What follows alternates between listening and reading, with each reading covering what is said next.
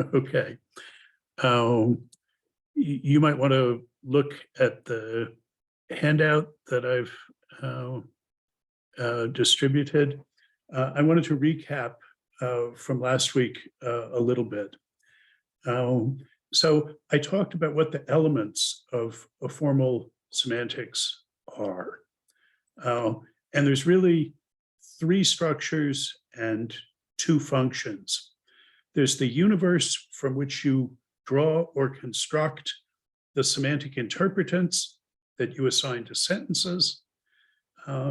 And there's the consequence relations of implication and incompatibility that you define relating the sentences in terms of the semantic interpretants.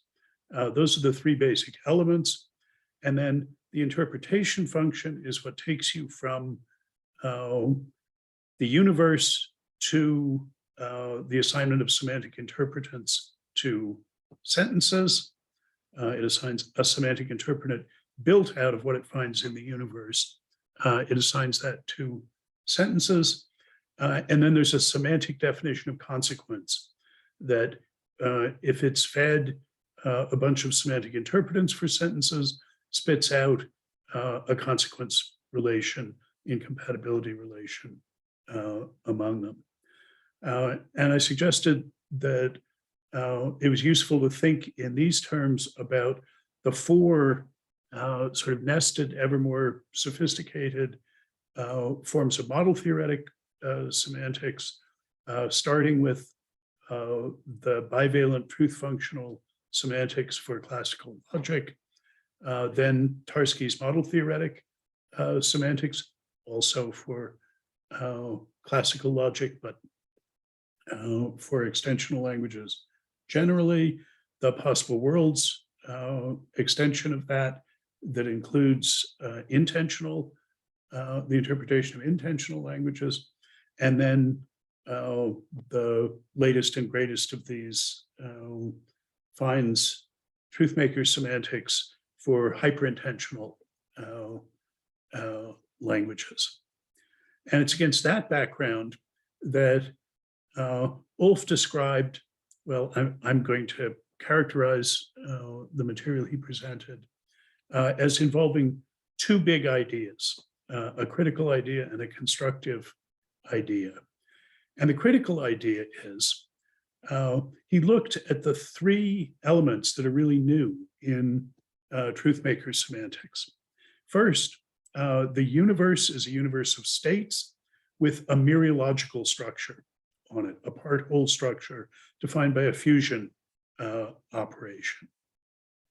Second, partitioning that state space into two disjoint alethic modal regions, a region of possible states and a region of multiple impossible states. So by contrast to possible world semantics, Fine is going to distinguish multiple distinct impossible states.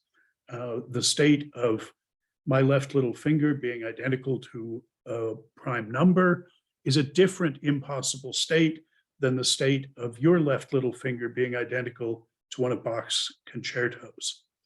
All those get run together in possible world semantics. So that partition into possible and impossible states was the second new element.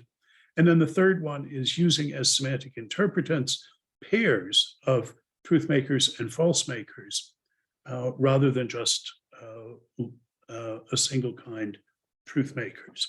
So those are the three elements that are new in the truth making framework. And here's Ulf's critical insight. He sees that Fine isn't making use of those in defining the reason relations, in particular in defining implication.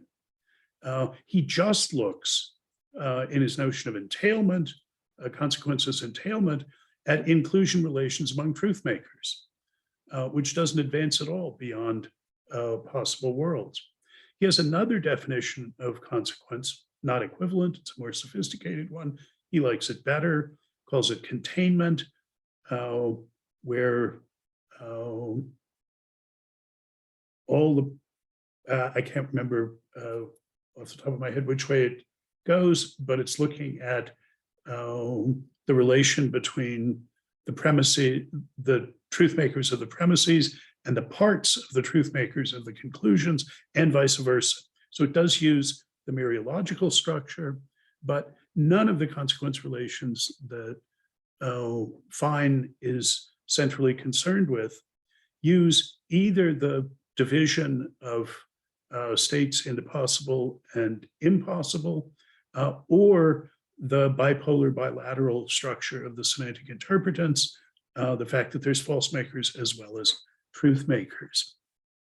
So that was Ulf's critical insight. He said, look, there's a lot more raw materials here than Fine is using in defining consequence, that last part of the semantics. And then his constructive insight.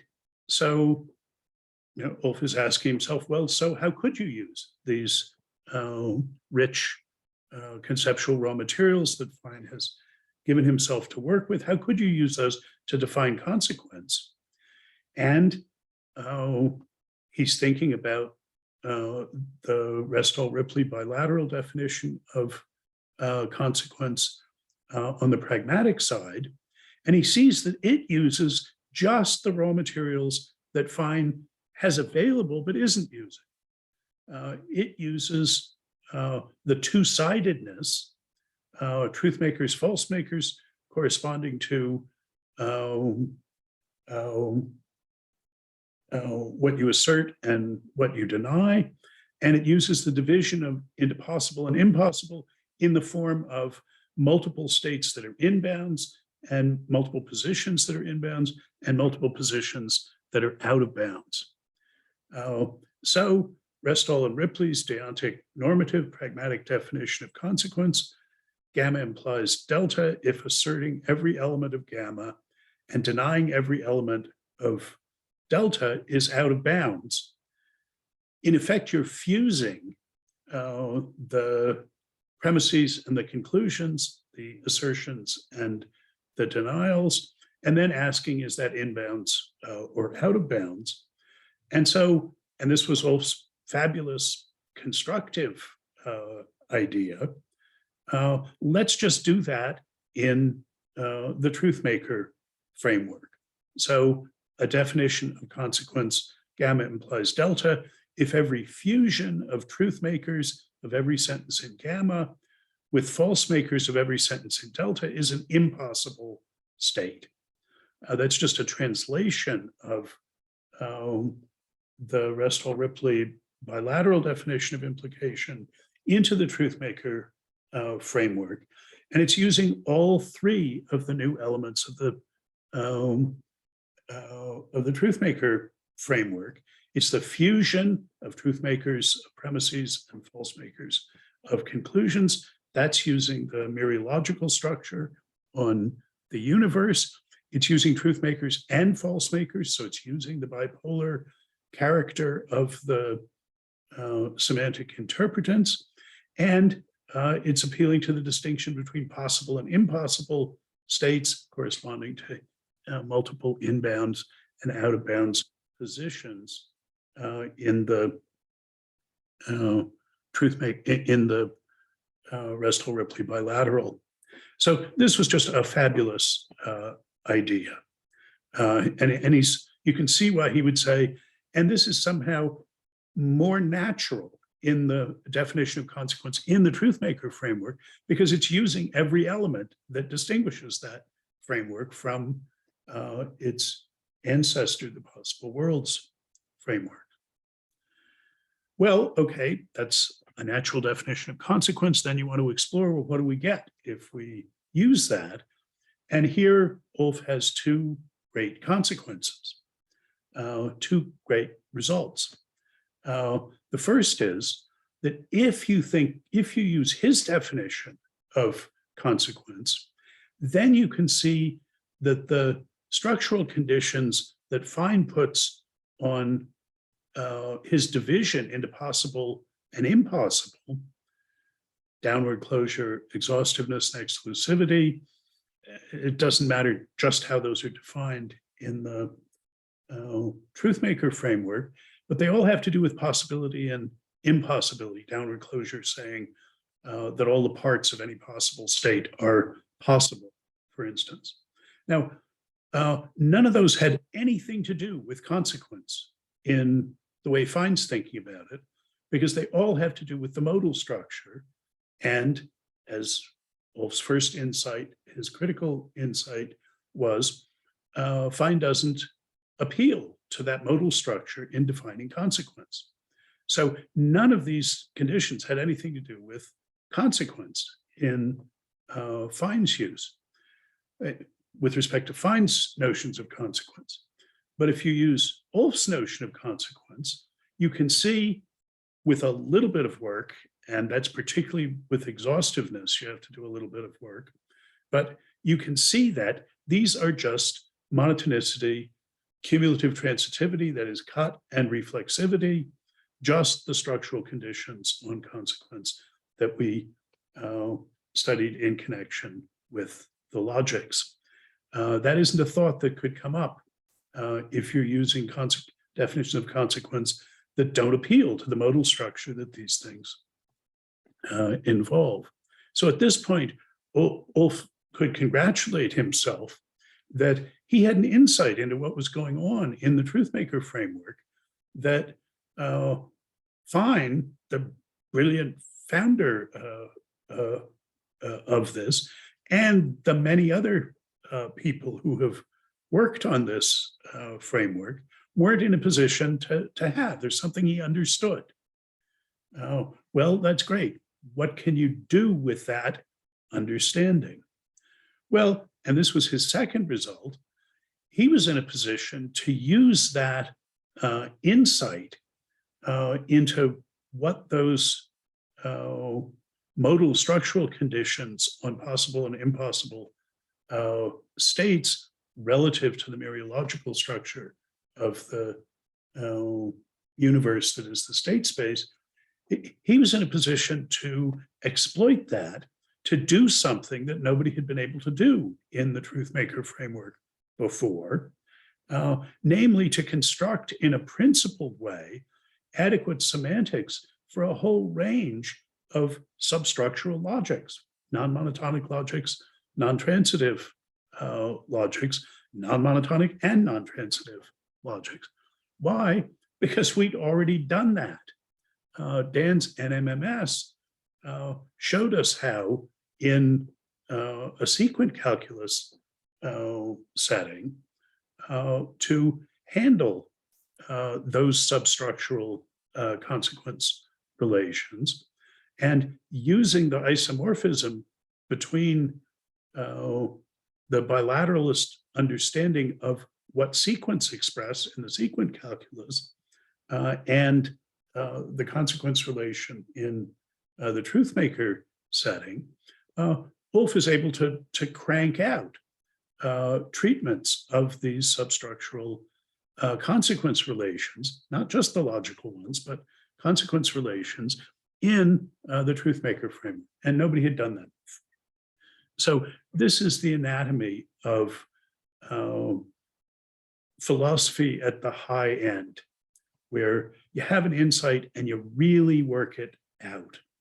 And this is one of the reasons I wanted to put this on the table for you. Wolf goes on to give a philosophical interpretation of this result in terms of bimodal hylomorphic conceptual realism. He has an Aristotelian version of it. He gestures at my Hegelian version of it. We're going to talk about this next week and after that. So I'm not going to say more about that here, but it turns out this is a conceptually and philosophically rich area.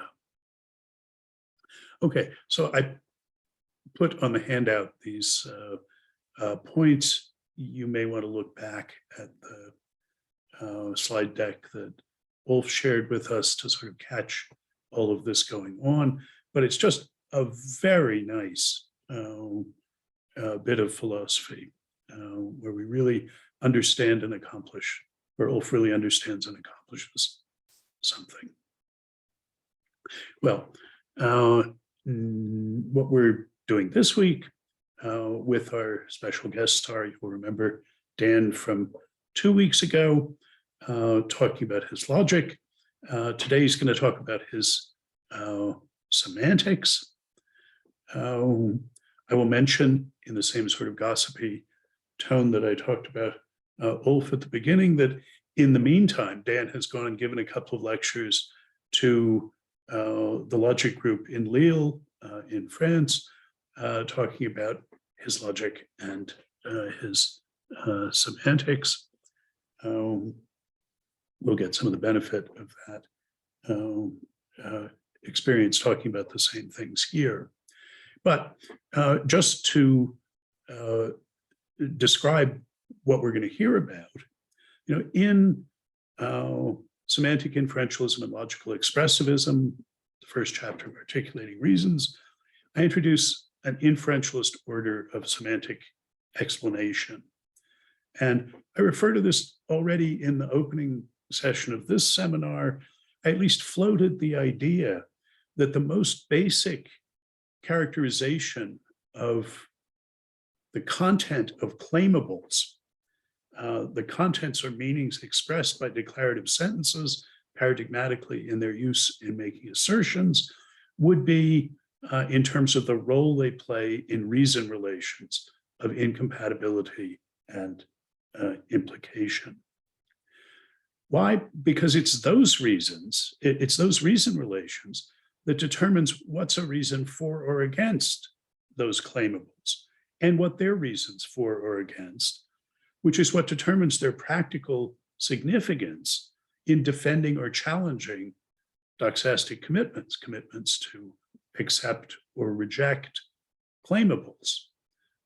So if we want to understand their content, we need to understand the implication and incompatibility relations that articulate them as reasons for and against one another.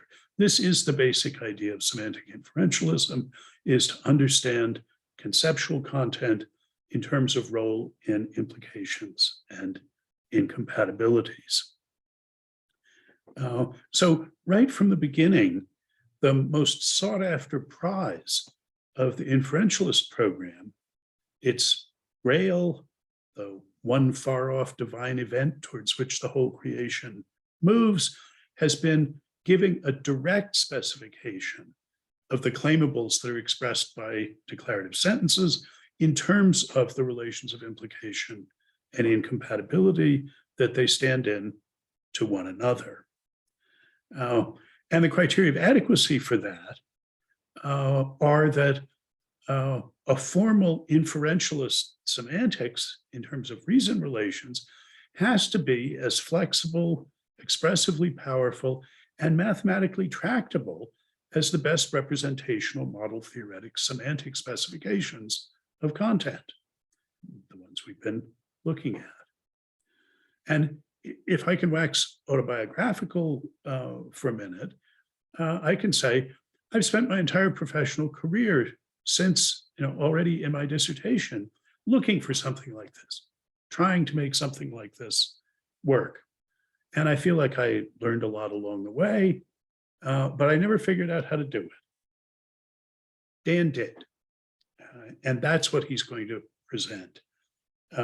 His implication-space semantics is what we inferentialists have always dreamed about. It's a true inferentialist conceptual role semantics in at least generically the same sense as people like Harman, Field, and Boghossian talk about conceptual role semantics. I mean, there's differences. They're not thinking about it normatively, but they have this idea of a conceptual role semantics. We finally have that semantics that we inferentialists have wanted. And that's the story Dan's going to tell us now. So I'll turn it over to you, Dan. Okay, thank you. I will share some notes and then I'll also put them up in the share screen.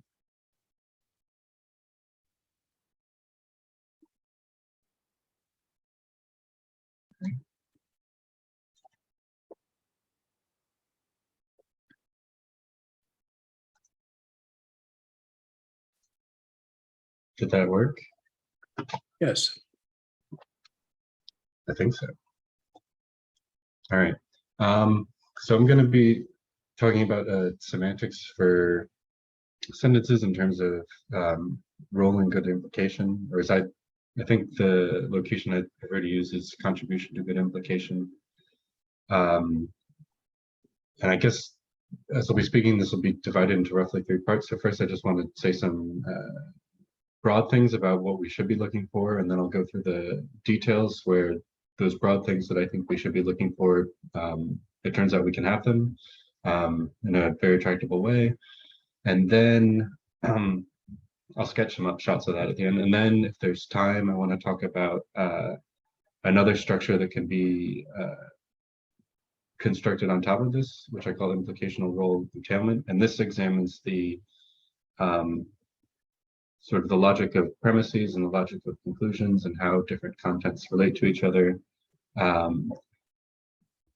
And there's some philosophically extremely interesting things going on there, and it has some upshots for a number of different debates and the philosophy of logic as well. But if there's time, I'll get to that. Otherwise, I think Bob was saying before that he'll be talking about it next week a bit. Okay. So on the second page, if we want to understand the meaning of a sentence or anything in terms of its role and good implication, then what we're looking for is to characterize that thing in terms of how it behaves as a premise and a conclusion. So the things that it can be used to, the context in which it can be offered as a justification, and the context in which it can be offered as a reason against a claim. In line with that, the first sort of constraint we should want on our semantics is that implications are the basic constituents of the picture. And sentential as well as subsentential meaning is constructed out of that. So I think Bob was saying earlier, there are basically 3 parts of a semantic picture. There's the universe that you're dealing with, there's entailment, and then in the middle is constructing semantics using the universe. And so the first thing with the universe, what we want is implications. That's the basic thing that we're examining. And if I can break in there, Yeah. This is the first fabulous idea that Dan had.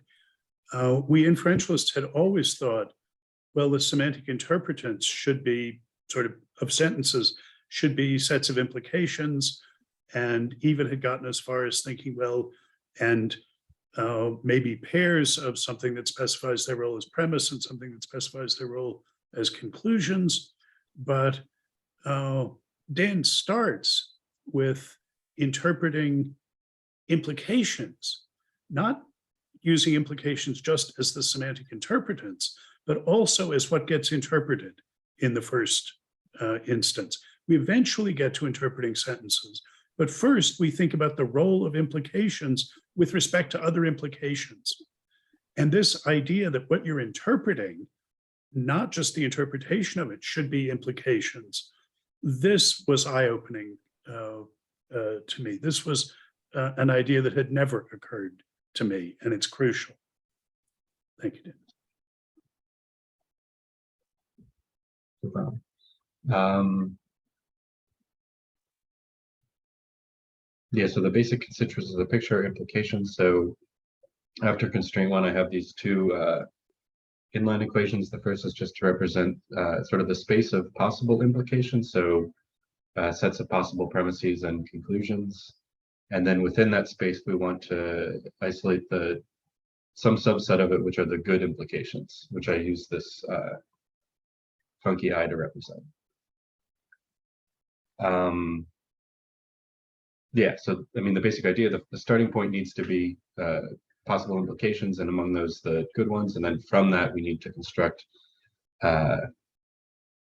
semantics, so meaning of sentences and possibly subsentential structure, though we don't do that, or I won't do that today. We haven't really worked that out in much detail. The second thing is, as inferentials, and especially because we don't want to impose the typical structural constraints on implications, it's important that we keep the role of premises and the role of conclusions separate. So the role that a sentence plays as a premise and implication shouldn't determine the role that it plays as a conclusion implication. In particular, it's possible for two sentences to be equivalent in terms of the things that they can justify, but to come apart in terms of things they can be used to offer reasons against. So what this means practically is that we need, when we get to interpreting sentences, we need to have two parts, so to speak. We need to keep track of the role as premise and the role as conclusion. So if we're just using the list I gave at the top of the page as sort of a representation of the meaning of sentence P, then what we want is some way of keeping track of all the implications in which P, good implications in which P appears as a premise, and the good implications in which P appears as a conclusion. In order to cash out this idea, we want two things in play. So one is we need the idea of taking a possible implication. So any of the things in this list without P in it, and we need the idea of adding P to it. That's the contribution that P's making. So when I get to the formal picture, we'll call this adjunction, but the idea is we need some way of representing a contribution that something like a sentence makes to an implication. And then we need some way of representing the good ones, which is this V function that I have, or this curly V. And what these two things allow us to do is sort of specify in an abstract way the contribution that a sentence or anything makes to good implication. So in this, following the second constraint, this first line says add P, take P as a premise, or well, we're defining the V function. It says take P as a premise and add it to an implication. If you get a good one, then that counts as part of P's contribution to good implication as a premise. And correspondingly, the same thing applies to P as a conclusion. And we want to keep track of both of these things. So the meaning of P will be something like an ordered pair, including both of these elements. So the first one will be its role as a premise. The second will be its role as a conclusion, codifying the contribution it makes to good implication as a premise and as a conclusion. So just to summarize, the second constraint that we want is that the big idea is that we need two separate components for the meaning of a sentence when we provide the semantics. Its role as premise and role as conclusion. The third thing, which is slightly more abstract, but also important, I think, is that because we're in the picture we're examining, the meaning is determined by role in good implication or contribution to good implication. We want to be extensional about contribution to good implication, or we want it to be the case that if two things make the same contribution to good implication, then those things are equivalent in meaning, which means they should be, for example, intersubstitutable wherever they appear in implication, particularly good implication. So this is something like a criteria for the individuation of the meaning of a sentence, or whatever you want, but mainly be talking about sentences.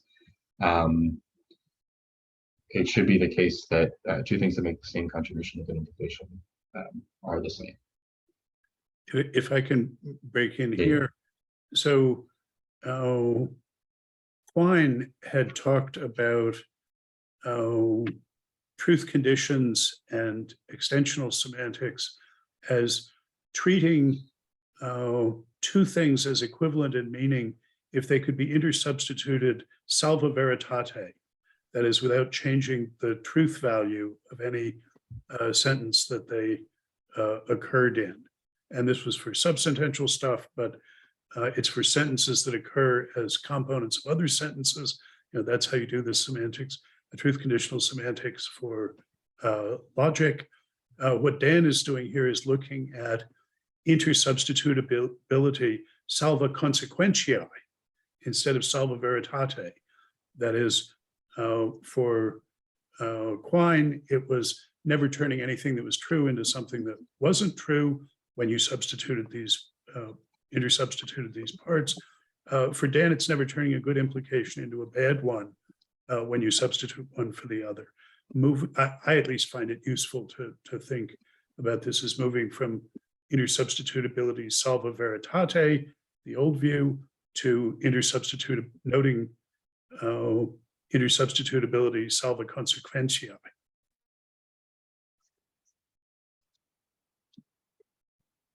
Yeah, I think that's a good way of putting it too, because it is related to that idea.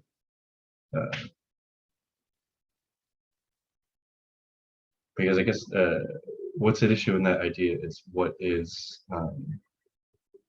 the level at which we individuate the meaning of sentences. And there on the truth conditional picture, it's two things are equivalent if you preserve truth when substituting them. And here, on the inferentialist picture, two things are equivalent if you preserve goodness of implication while substituting. So ideally, or necessarily maybe, the semantics should implement this idea. Two things play the same role, make the same contribution to good implication, then they should be equivalent, meaning intersubstitutable. Okay, so those are I think, just generally the three constraints we should want on our semantic picture. And as it turns out, formally, we can get exactly these things. The first one we get just by setting up our universe in terms of what I call the inferential space as a space of possible implications. And within that, this privileged subset of good implications, I. Next, we can define various functions among that. So the first of which will allow us to give sentence meaning and so forth, is what I call adjunction. And adjunction is specified in a fairly straightforward manner. The idea is basically we take two possible implications, and joining them is just a matter of taking the union of the premises and the union of the conclusions. And if you have two sets, you can adjoin. If you have two sets of possible implications, you can join them by adjoining each of the members, which will be important for defining more complicated semantic functions, so in particular for the logical connectives. The next important thing, which I also referenced earlier, is this V function. And the V function just gets you the contribution that, not necessarily a sentence, but an implication or a collection of premises and a collection of conclusions makes to good implication. So formally or precisely, just whatever you can add to everything in that set in order to get a good implication. So it maps sets of premises and sets of conclusions. So those things which take a set of premises and set of conclusions to exclusively members of the privileged subset of good implications. And there are two ways we might think about exactly what we're codifying with this notion. So one is we might think in terms of the subjunctive robustness of an implication. So if we take the V function of an implication, what it will return to us is exactly those things which, when added to that implication, give you a good implication. The notion is a slight generalization because we could start with an implication which is not good and ask, what would you need to add to make it good? Which is why I prefer talking in terms of contribution to good implication. So what things must be added in order to make it good? Or what contribution does it make to good implication. Though it also captures, I think, the more straightforward notion of subjunctive robustness, which is if you start with something which is a good implication and you want to know what things could you add to keep it good, the V function will do that in that case. The other thing it can codify is if we start with an individual sentence and we want to know what is the contribution that sentence makes as a premise or conclusion, the V function is what allows us to do that. So really what it's doing is it's one thing that allows us to do all of these things. Codify the subjunctive robustness of the implication, as well as the contribution that an individual sentence makes to good implication. And I think all these functions should be intimately related because, for example, if we want to know the contribution that a conditional makes as a conclusion, this will turn out to be equivalent to asking what is the contribution that P as a premise together with Q as a conclusion makes to a good implication. Or if we just think of the possible implication with a single premise P and a single premise Q, what can we add to that to get a good implication? What is the subjunctive robustness of that? And it turns out that's equivalent to the contribution that if P then Q makes as a conclusion. So I think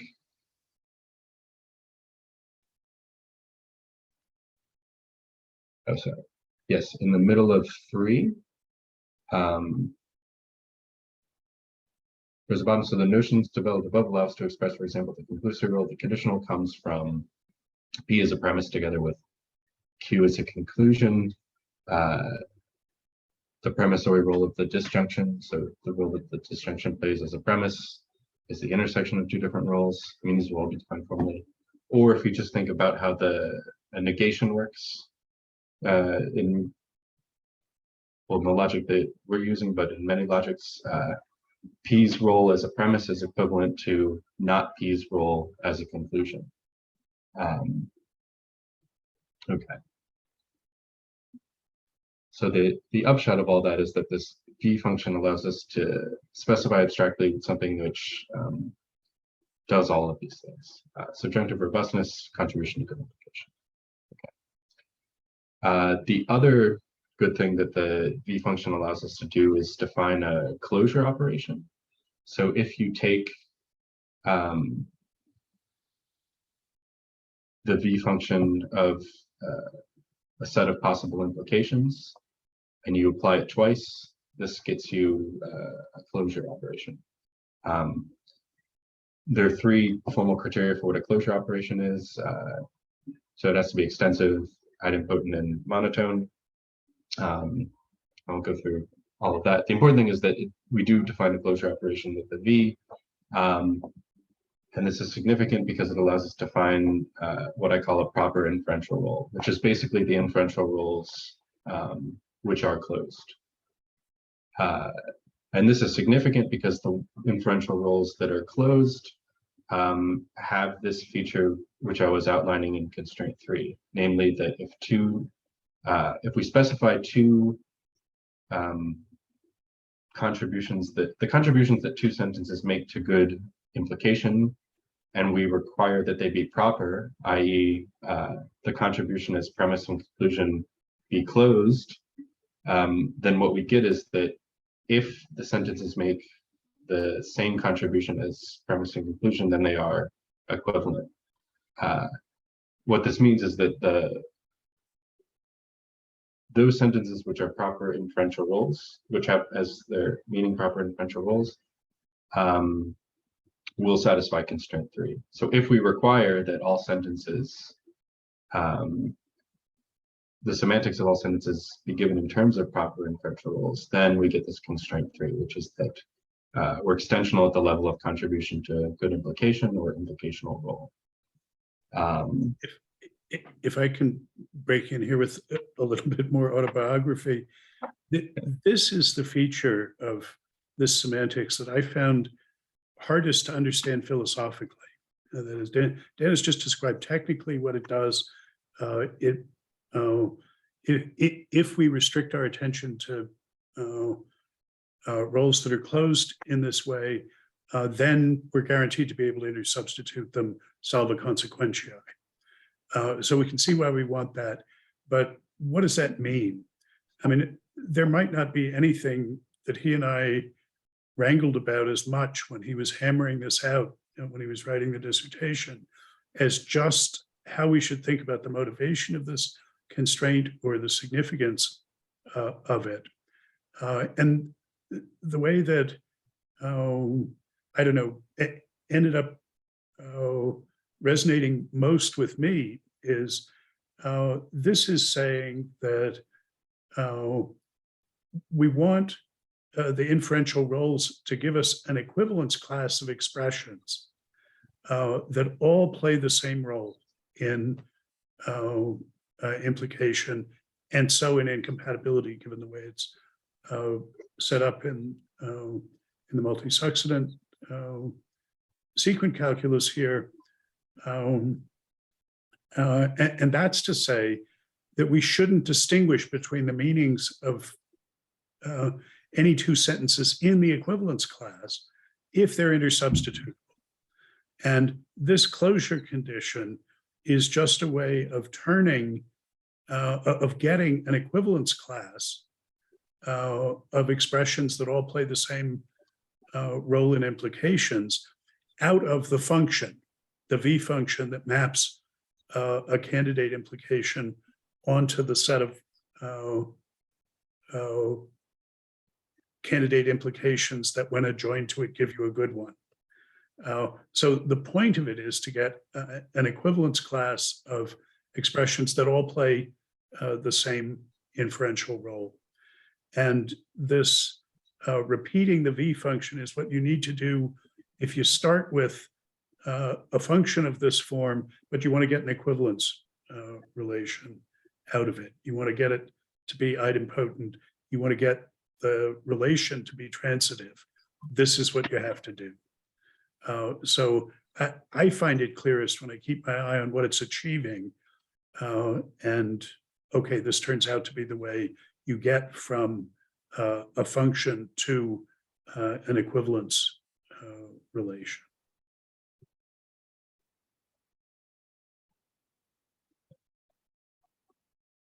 That's right. And I guess what's interesting is that this,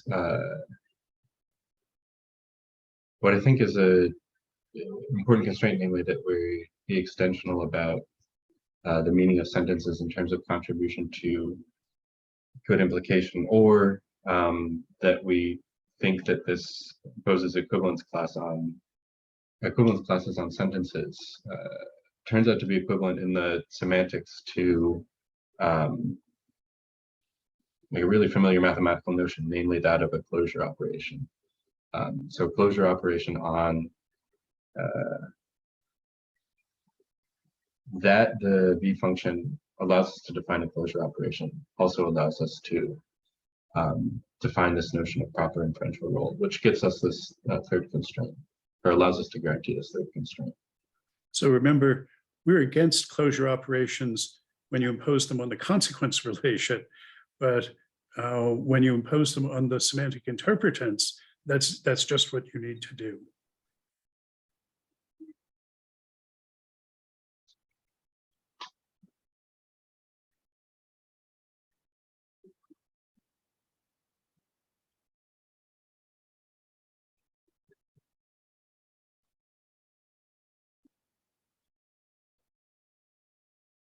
And I think, sorry, I was thinking if I wanted to, there's a deeper insight that I could pull out of what you just said.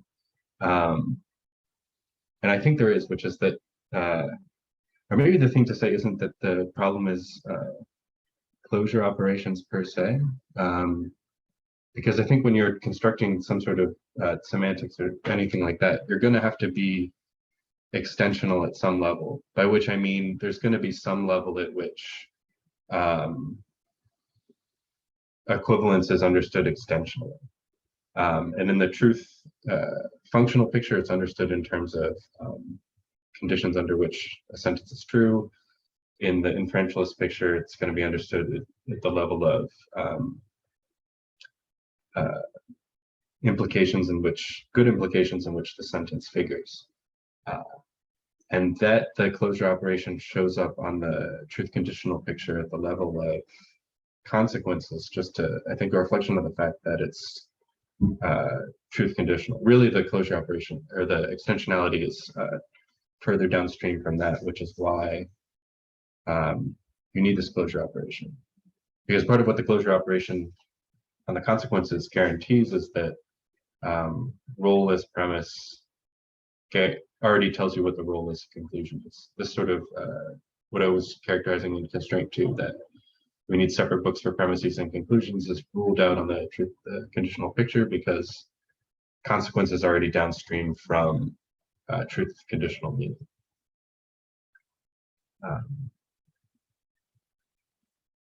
I'd have to think if it's true that the closure up on the truth conditional picture, if it's true that the closure operation is as centrally tied to the extensionality as it is here. I think some sort more argument would be needed for that. But anyways, I guess the upshot I wanted to pull out of what Bob said a minute ago was just something like, you need extensionality at some level, and we're being extensional at the level of implication. And the way we get that is through this closure operation, or at least formally we get it through this closure operation. Yeah. Or again, well, I guess to repeat what you said, closure operations for consequences, for consequence relations is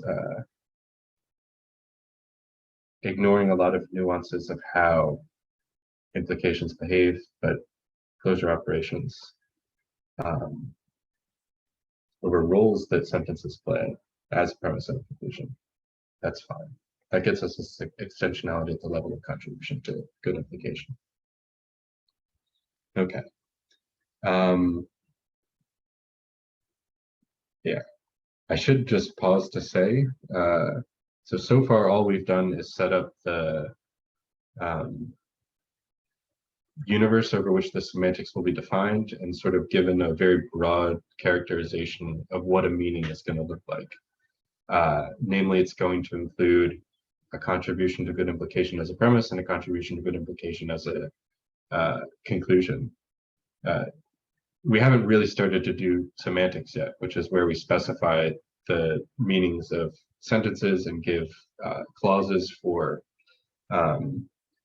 if we're doing something more linguistic, subsentential items, or things of that nature. If we're doing logic, connectives, and so forth. So really, we've just set up this very abstract picture, and then the proof that the picture is worth pursuing is that we can do semantics on it. We can construct sort of formally tractable semantics of familiar notions. And since the other philosophical idea that we're pursuing is logical expressivism, the main one, or one that's anyways well behaved, is the logical connectives. So and, or, if, then, and so forth. So just to map what Dan just said onto my opening remarks, he set out a structured universe. It's the implication space, the space of all possible implications, candidate implications.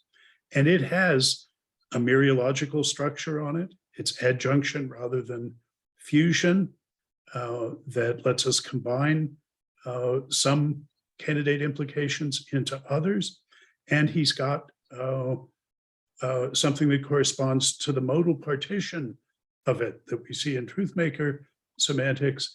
It's the division now into good implications and ones that aren't good.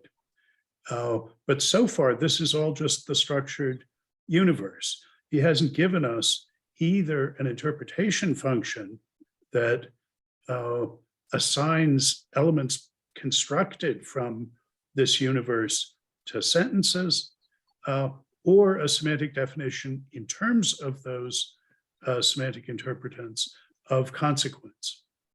Those are the elements that you use to build a semantics out of this structure. I mean, he's talked a little bit about how we want to think about sentences, premissory and conclusory and so on, but really in introducing this, he's only gotten as far as the universe so far. Sentences ain't really in it, except insofar as they're buried in the candidate implications.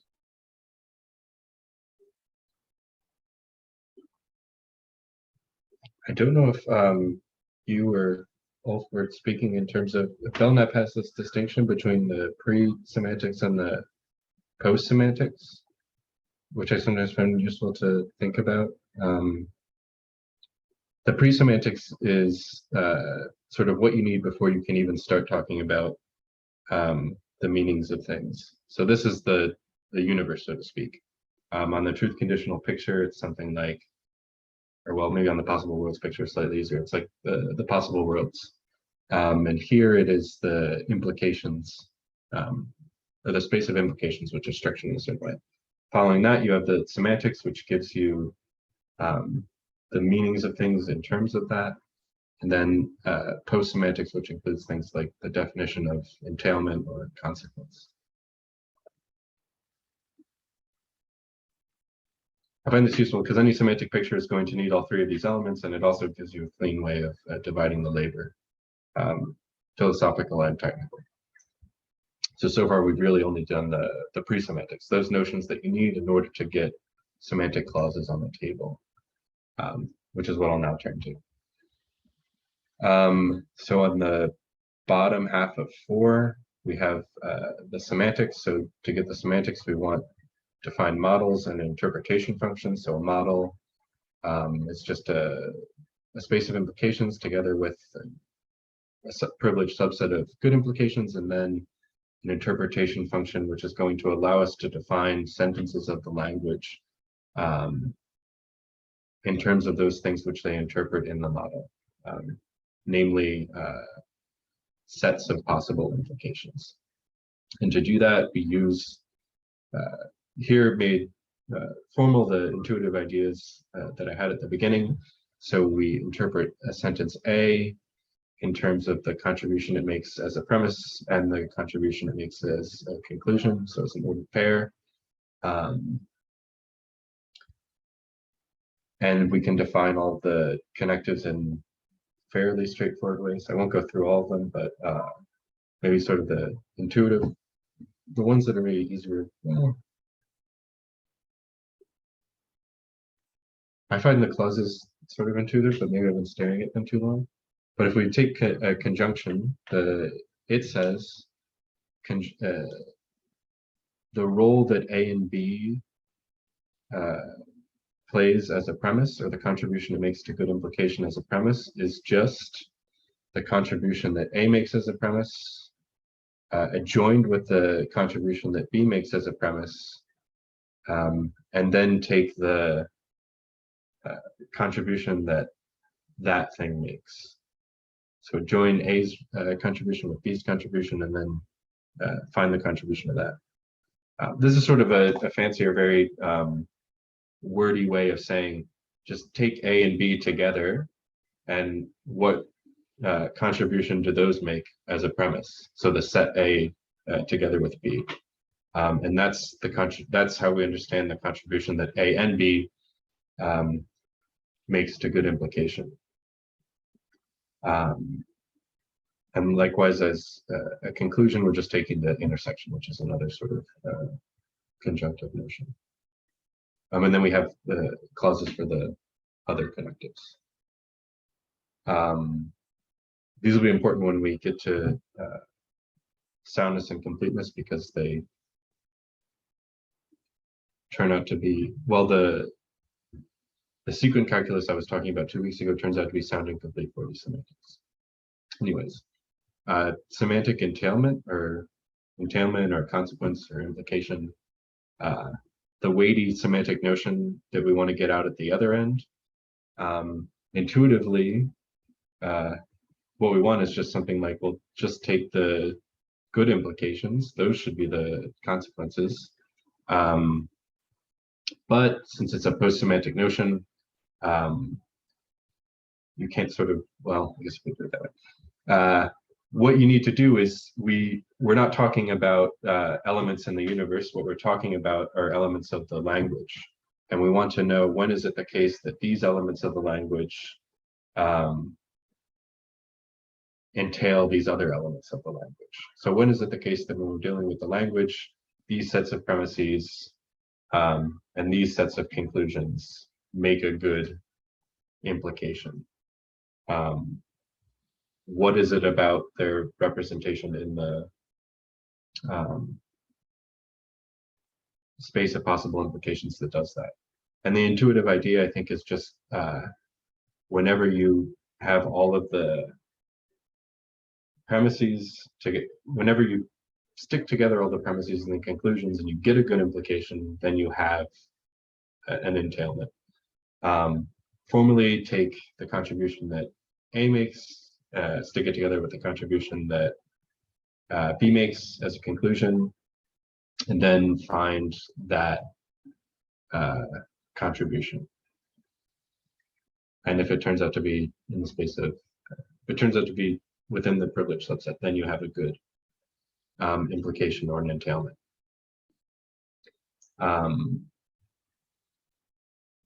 This will again be important for the soundless methods, but the intuitive idea is just or what we end up getting out the other end, though we have to do a little bit of work to get there because we're defining it for the language that's being interpreted rather than the things that are the object with which we are interpreting, namely the elements of the space of possible implications. Is just, if you want to know whether a set of premises and a set of conclusions makes a good implication, you just stick them all together and see whether it's among the privileged subset.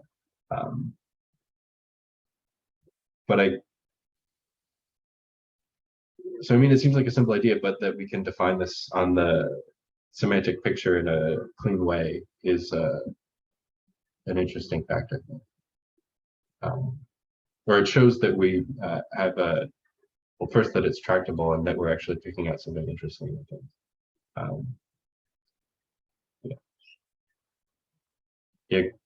Ryan?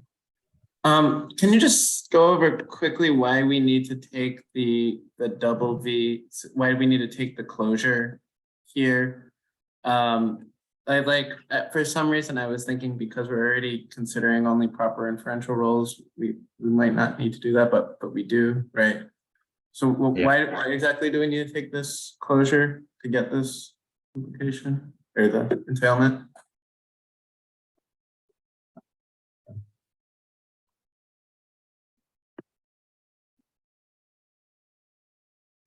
Well, I want to say naively, it's because though we've already got a proper inferential role corresponding to A and one corresponding to B, once we fuse them, once we adjoin them, we don't have a guarantee that we've gotten a proper inferential role.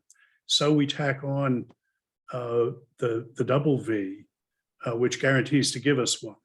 I mean, if we happen to have already gotten one, that's fine. But there isn't any guarantee that any particular operation on proper inferential roles will preserve that feature of it. Okay, so that's what I was wondering. Thanks. Just a good practice to slap that double V on the outside of it. Yeah, I just wasn't sure if proper inferential role was preserved across this operation, but it's not necessarily. Okay, so that's helpful. And that we don't. You could put conditions on the operations that would restrict it, that would make it preserve proper inferential roles, but then we wouldn't be able to go substructural. It's precisely leaving room for not everything that follows from, well, anyway, for the implication relation in this case to be substructural. We have to allow that that combination might not preserve proper inferential role. Yeah, that's right. I was trying to think if I could construct a counterexample real quick, but off the top of my head, I don't think I can. So maybe I have some written down somewhere. I'll think about that later. But yeah, you don't have a guarantee. Or as a side note, I should say the what are called the extensional connectives. So as I'm defining the only one that I have is the ones that use the intersection. There you do have a guarantee that you have a proper inferential rule. So if you take the intersection of two proper inferential rules, you are guaranteed to get a proper inferential rule. But the intentional connectives, so those that involve the fusion operation, you don't have such a guarantee.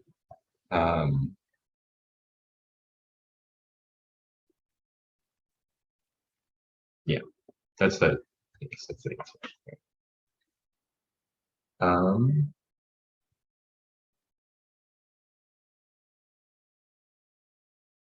Okay, so those are the semantic clauses for the connectives, as well as the definition of entailment. We'll need some way of also setting up the base consequence relations. I won't go through the formal details, but basically we'll need some sort of restriction on models to make sure that we're only talking about the good implications that are actually good. Since we have a similar restriction in the sequence calculus. But formally, I think we can skip this detail for now. Anyway, the definitions on page 4 of the connectives, as well as semantic entailment, turn out to give us the semantics for which the sequence calculus I was talking about 2 weeks ago, NMMS, is sound and complete, meaning you get a good sequence if and only if you get a semantic entailment on the semantics, which is just to say that they're the same. So the semantics and the entailment relation that comes out of it is equivalent to the implication relation that we got from NMMS, which was which is where we were doing our logic. Okay. And I mean, it's worth yeah. pointing out here, I think, that just as in the logic, we didn't assume that if gamma implied A, gamma together with B implied A, that is monotonicity, for instance, and yet could grind away and do the logic properly, could keep track of the inferential roles and the sequence sets of complex, logically complex sentences in terms of logically basic ones. Here, we don't impose on the set of good implications in the implication space, the I set, we don't impose the condition that if some set gamma implies A, then every superset of gamma implies A. Indeed, we don't have to put any restrictions on that set of good implications. If we want to get a semantics for a super classical logic, well, then we'll have to have CO instances in there. But basically, we don't have to put any structural restrictions on the set of good implications in order to get this logic to be sound and complete with this semantics. Yeah.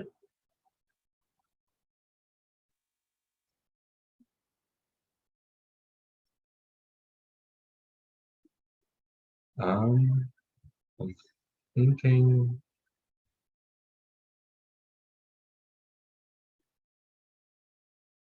I mean, Dan is reporting his theorem's soundness and completeness. Don't think it's easy to show that this holds, but in fact, it isn't that enlightening to go through the proof. You just sort of grind through the rules of the logic and those semantic clauses that Dan gave you. I mean, there's a lot of sort of combinatorial work in it, but there isn't anything, I think, particularly conceptually difficult or conceptually enlightening about it, because it's been set up so that it works. So we're not burdening you with those unenlightening details. They're all in Dan's dissertation, which you have links to on the website. So, you know, if you want to bear down and see how the things work, you can, but conceptually, take our word for it, that these things do line up this way. Okay. I guess before I go into the next thing, maybe I just summarize real quick and then say a few words about what's going to come next, and then maybe it's a good time to take a break a little early, but before I jump into something else. So at the beginning, I said if you want to make a semantics, if you want to make an inferential semantics, there are these three constraints that seem to fall naturally out. So one is that the universe, or the basic constituent of our semantic picture, should be implications, and particularly good implications. The second was that a semantic inferentialist, we think that implication is substructural. Then or even if we don't, I think just intentionally, we need separate books for the premises and the conclusions of implications. So we want to keep track of the contribution that a sentence makes as a premise, distinctly from the contribution it makes as a conclusion. And finally, we want to individuate the meanings of sentences, or the meanings of many things, in terms of their contribution to good implications. So we should be extensional at the level of contribution to good implication. And the semantics that I constructed today do all of those things. So the universe is the universe of possible implications with a privileged subset of good implications. We can define an adjunction operator over that universe, which helps us to make sense of the idea of a contribution to good implication. And then this V operator, which allows us to do it for individual sentences, or together they allow us to do it. From these two notions, we also got the notion of a closure operation, which is where we got the notion of a proper inferential role. And the proper inferential roles is what allow us to define sentences which have this feature that matches the third constraint, namely that we can be extensional at the level of contribution to good implication.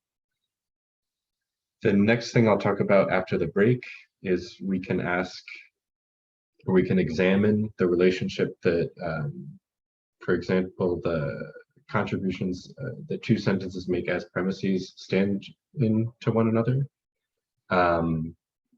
or as conclusions, or the contribution that one sentence makes as a premise in relation to the contribution that other sentence makes as a conclusion. Basically, the relationship between the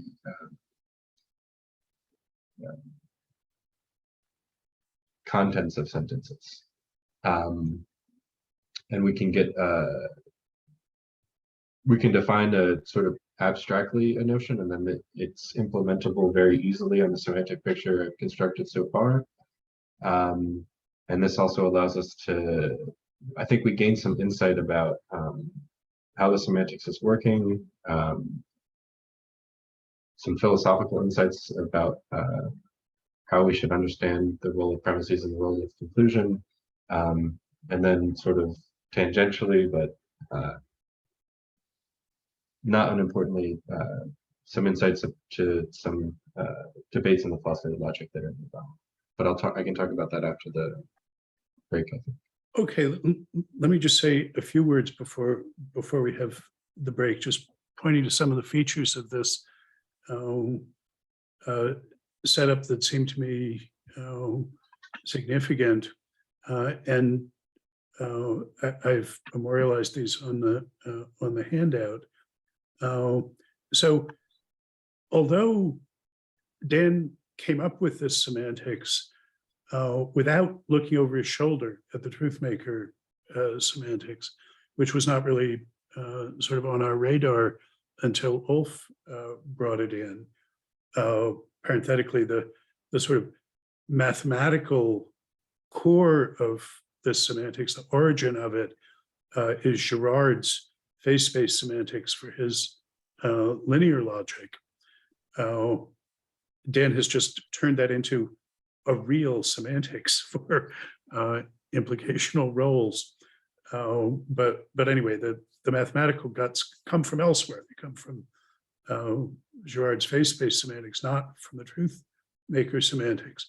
But look at the universes where Fine has got states. So I say, well, for him, just think of them as points.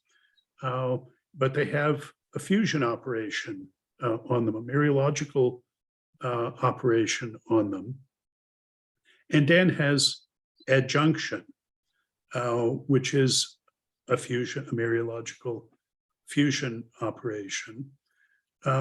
Fine partitions his state space into possible states and impossible states. Dan partitions his universe into good implications and bad implications. And Fine then, in his interpretation function, is going to go bipolar. He's got truth makers and he's got false makers. Dan too is going to go bipolar. He's got the premissory role and the conclusory role. If you think about Restall-Ripley bilateralism, you will already see a connection between truth making and false making on the one hand, and premissory and conclusory on the other hand. However, there are huge differences between these settings, because Dan can define elements of structure that Fine stipulates, is required to stipulate. Now, both of them are just stipulating the division into good implications and bad. Dan's going to do that in a principled way if we start with a material base vocabulary that already has some primitive distinction among the non-logical expressions between good and bad. But where Fine just has to stipulate from the semantic theorist's heaven when the fusion of two states is a third state, because the points in Dan's universe are already candidate implications thought of as pairs of sets of premises and sets of conclusions. He can define fusion, define adjunction to adjoin to candidate implications is just to get the candidate implication whose premises are the union of the premises of the two that are adjoined, and his conclusion is the union of the two that were adjoined. He's defining that mereological structure, not merely taking it from some metaphysical oracle. Second of all, when Fine is assigning semantic interpretants to sentences, he just stipulates, again, from the heaven of the semantic theorist, for each sentence, a set of states that are truth makers and a set of states that are false makers.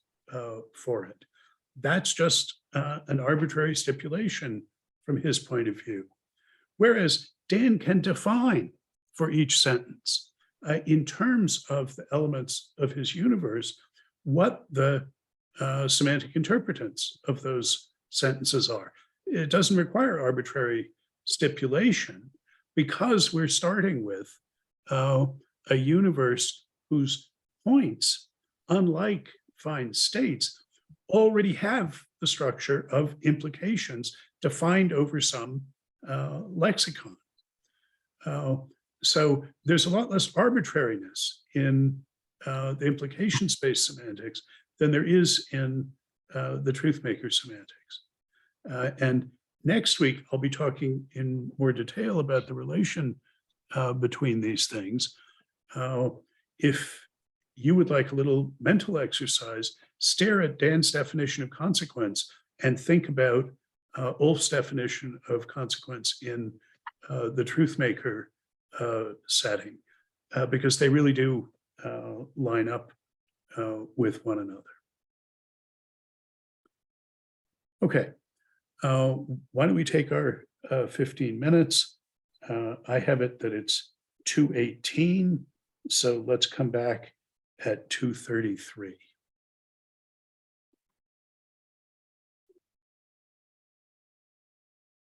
Okay, well, we have just about an hour left, and at my request, Dan is going to talk about how this semantic apparatus that he set up gives us insights into some of the cutting edge issues in the philosophy of logic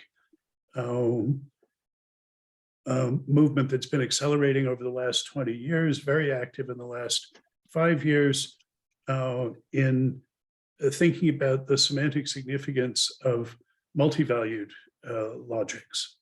And it turns out you can understand a great deal about these developments in contemporary philosophy of logic from the perspective Dan has put on the table. Dan? Yeah.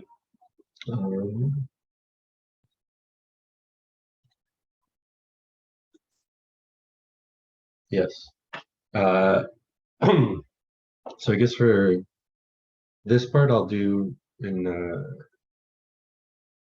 excuse me. I'll go through in 2 steps. So first, I'll just say the general abstract idea, and then how it shakes out in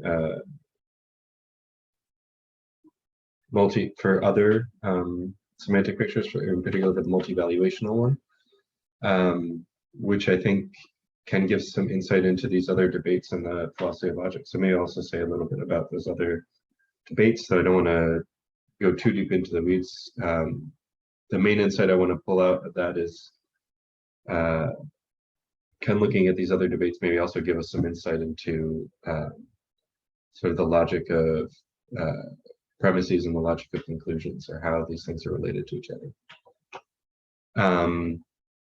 Okay, so the basic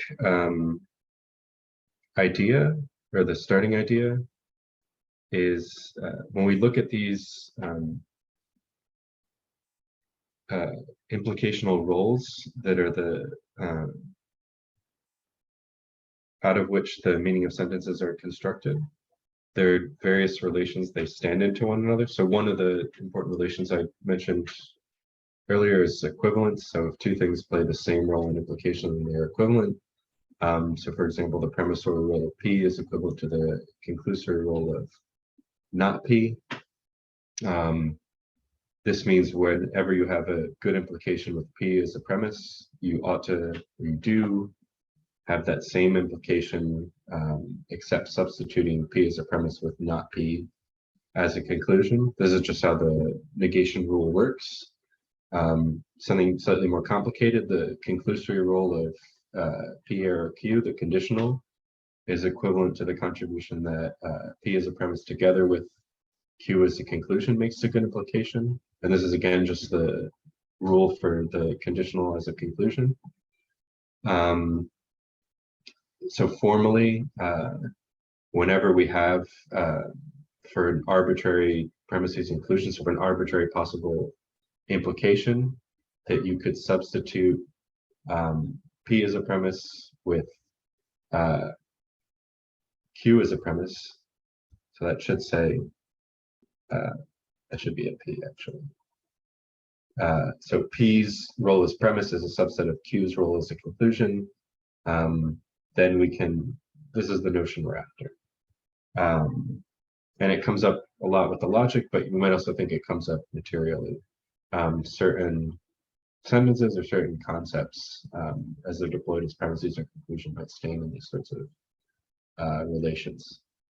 And we can develop this notion formally.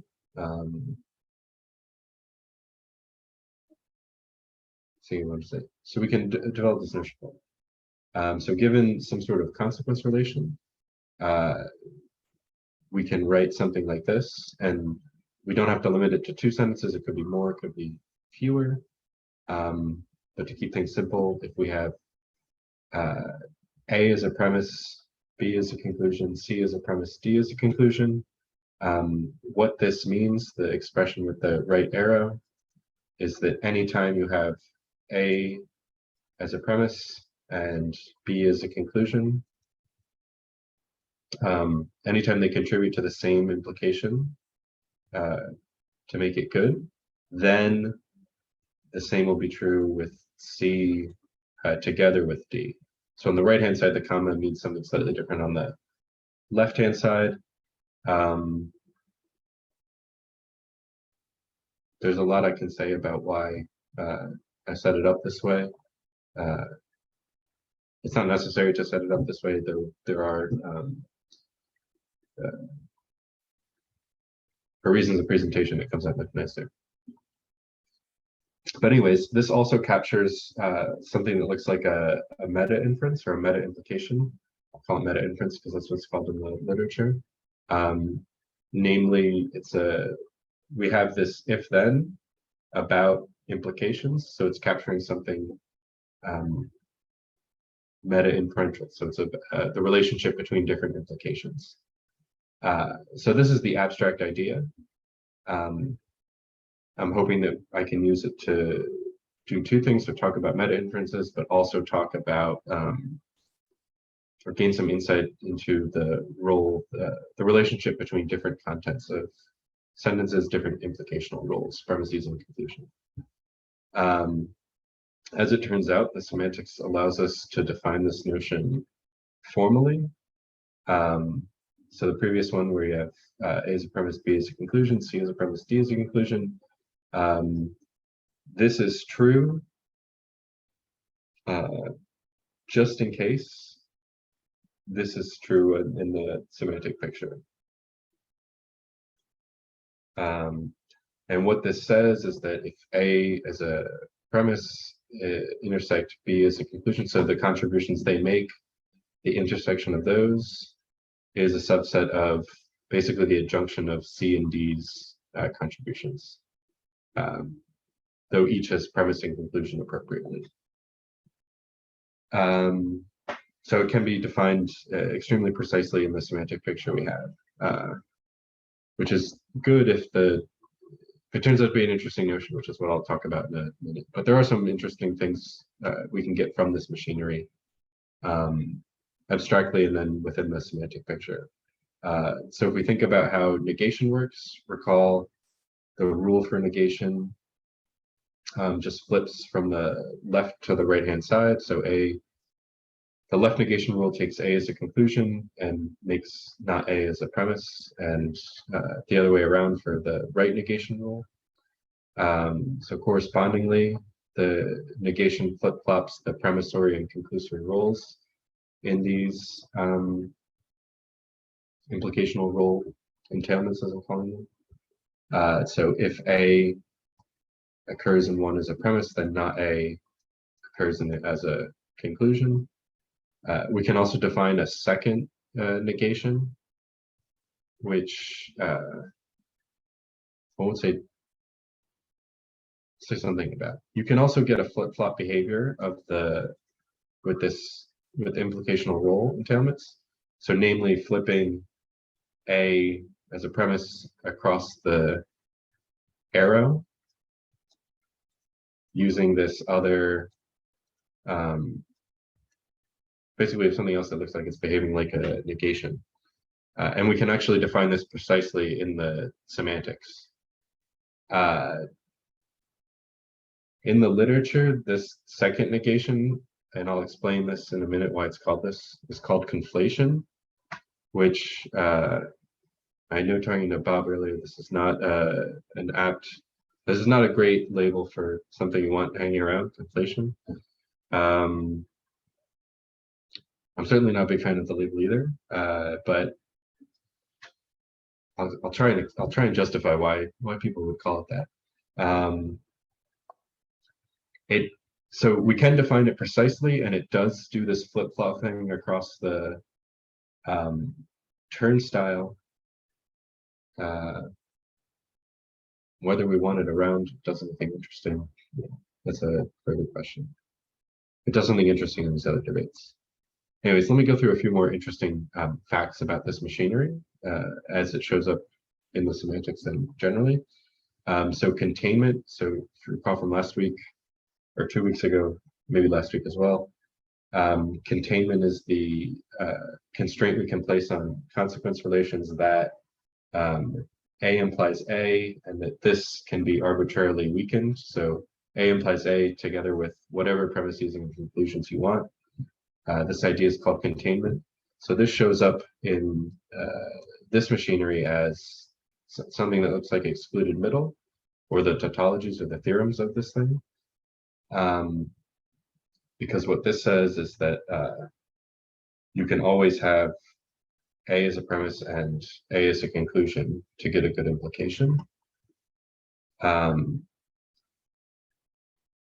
The other thing containment does, and I mentioned something similar 2 weeks ago, is that the implication relation over which the semantics is defined also appears as part of the implicational role entailments. So basically what we can think of as the internal consequence relation, the one over which this machinery is defined, will show up as a part of the external consequence relation, which is the machinery we're defining now. I won't go into why they're called these things.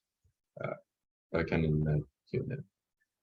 Well, transitivity or cut shows up as what look like the contradictions. So the empty right-hand side,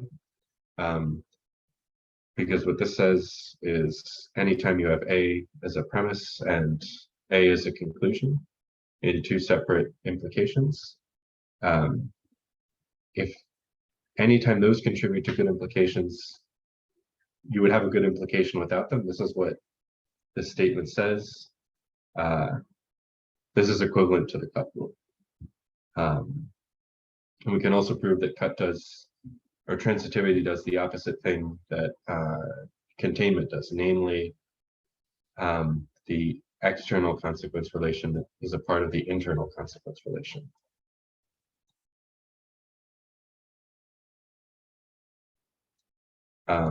And I guess one interesting fact I want to pause to mention is that internal-external consequence relation, as well as this distinction between implication relation and here what I'm calling implicational role entailment, or the relationship you get between various contents. These things only come apart in a substructural setting. If you have the standard structural rules in place, so containment and transitivity, if your consequence relation is a closure relation in the way that Tarski's was, these things don't come apart, which is perhaps why they haven't been discussed so much until substructural logics became a bigger issue in the philosophy of logic, which is where the debates I'll be talking about in a minute come from. Some other interesting facts: the relationship between reflexivity and transitivity, or containment and transitivity is conflation. So if a consequence relation is transitive, the conflation of that consequence relation will be satisfy containment and vice versa. We can also ask about various fragments of this thing. So what is, there's a slight typo, but anyways, we can ask about the premissory fragment. So what do we know? What can we learn about examining which the relationship between the roles that sentences play as premises? What can we learn by examining the relationship that sentences play as conclusions? Or we can ask sort of what happens when we look at the logic of all these things together. And to gain some insight on that, let me look at a particular example and then say something about some of these debates on the philosophy of logic. I guess, or suppose the big debate in the philosophy of logic is about what meta-inferences are. And this comes up in the, or originates from debates about paradoxes and sort of being able to say, when you have revisionary approaches to paradoxes, you have to change the logic you're working with. And basically there are debates about, well, why is this logic, why is this a different solution than that solution? Anyways, what the debate center around is what makes this logic different than that logic?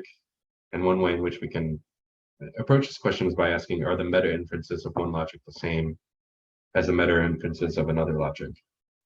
But to get at that, we need to know what are the meta inferences of the logic, and the machinery that I've been talking about is one way, I think, of approaching this question.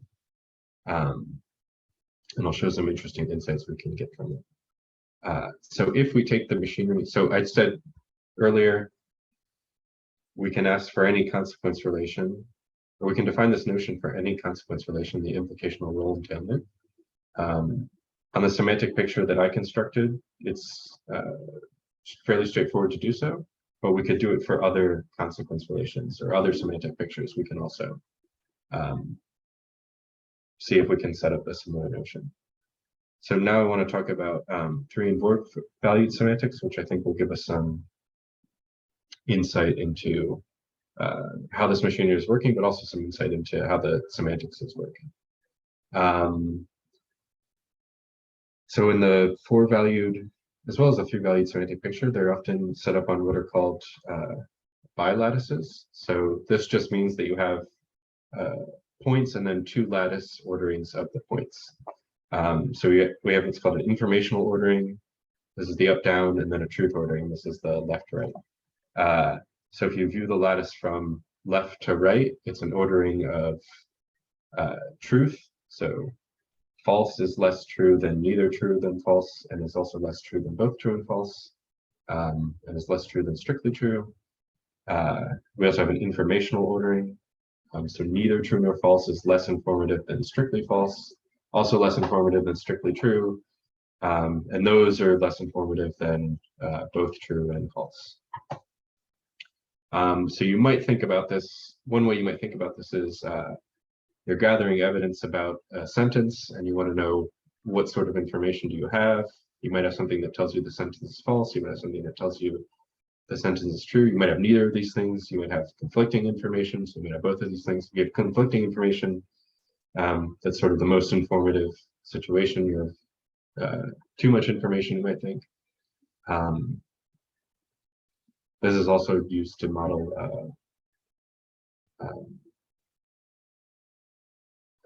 how we might reason with, or how databases ought to reason, or how we might reason with databases.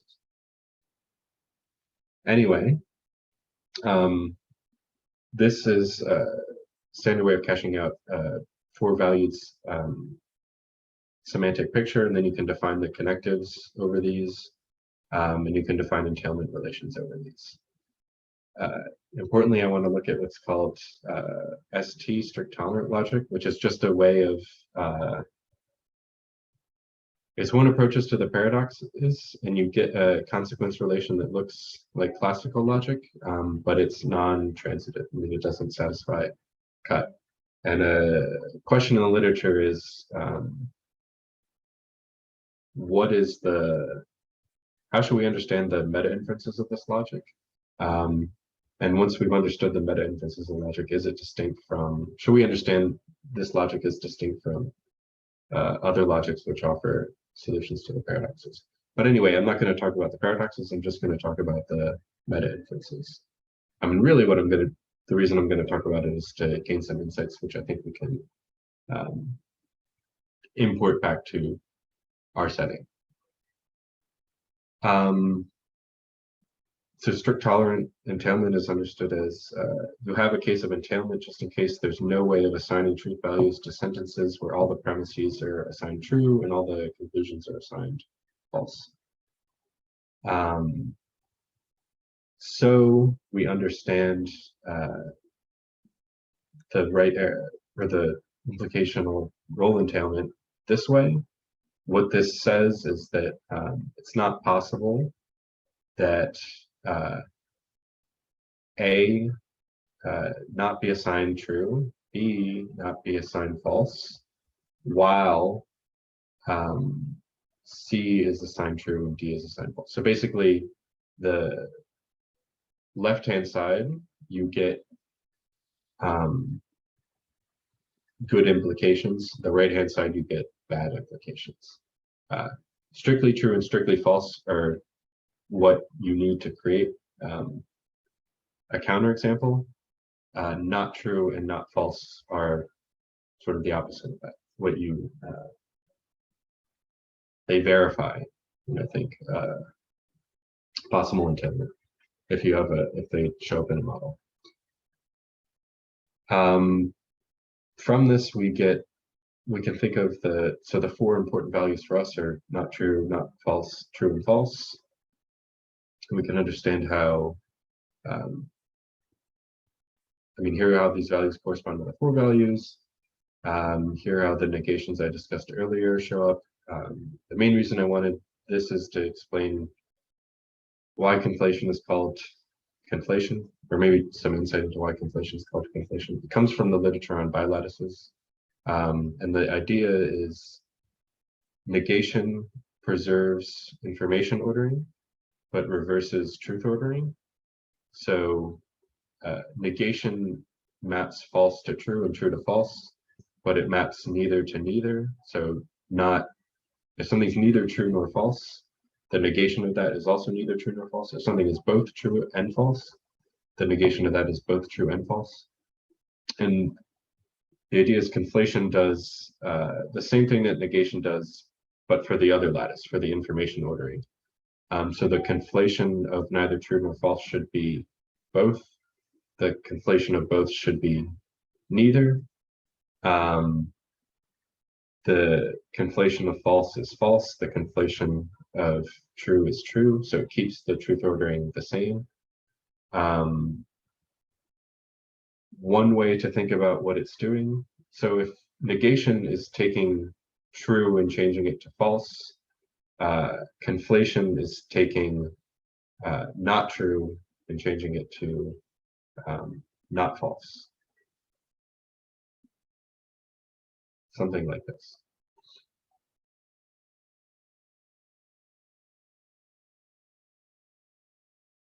Okay.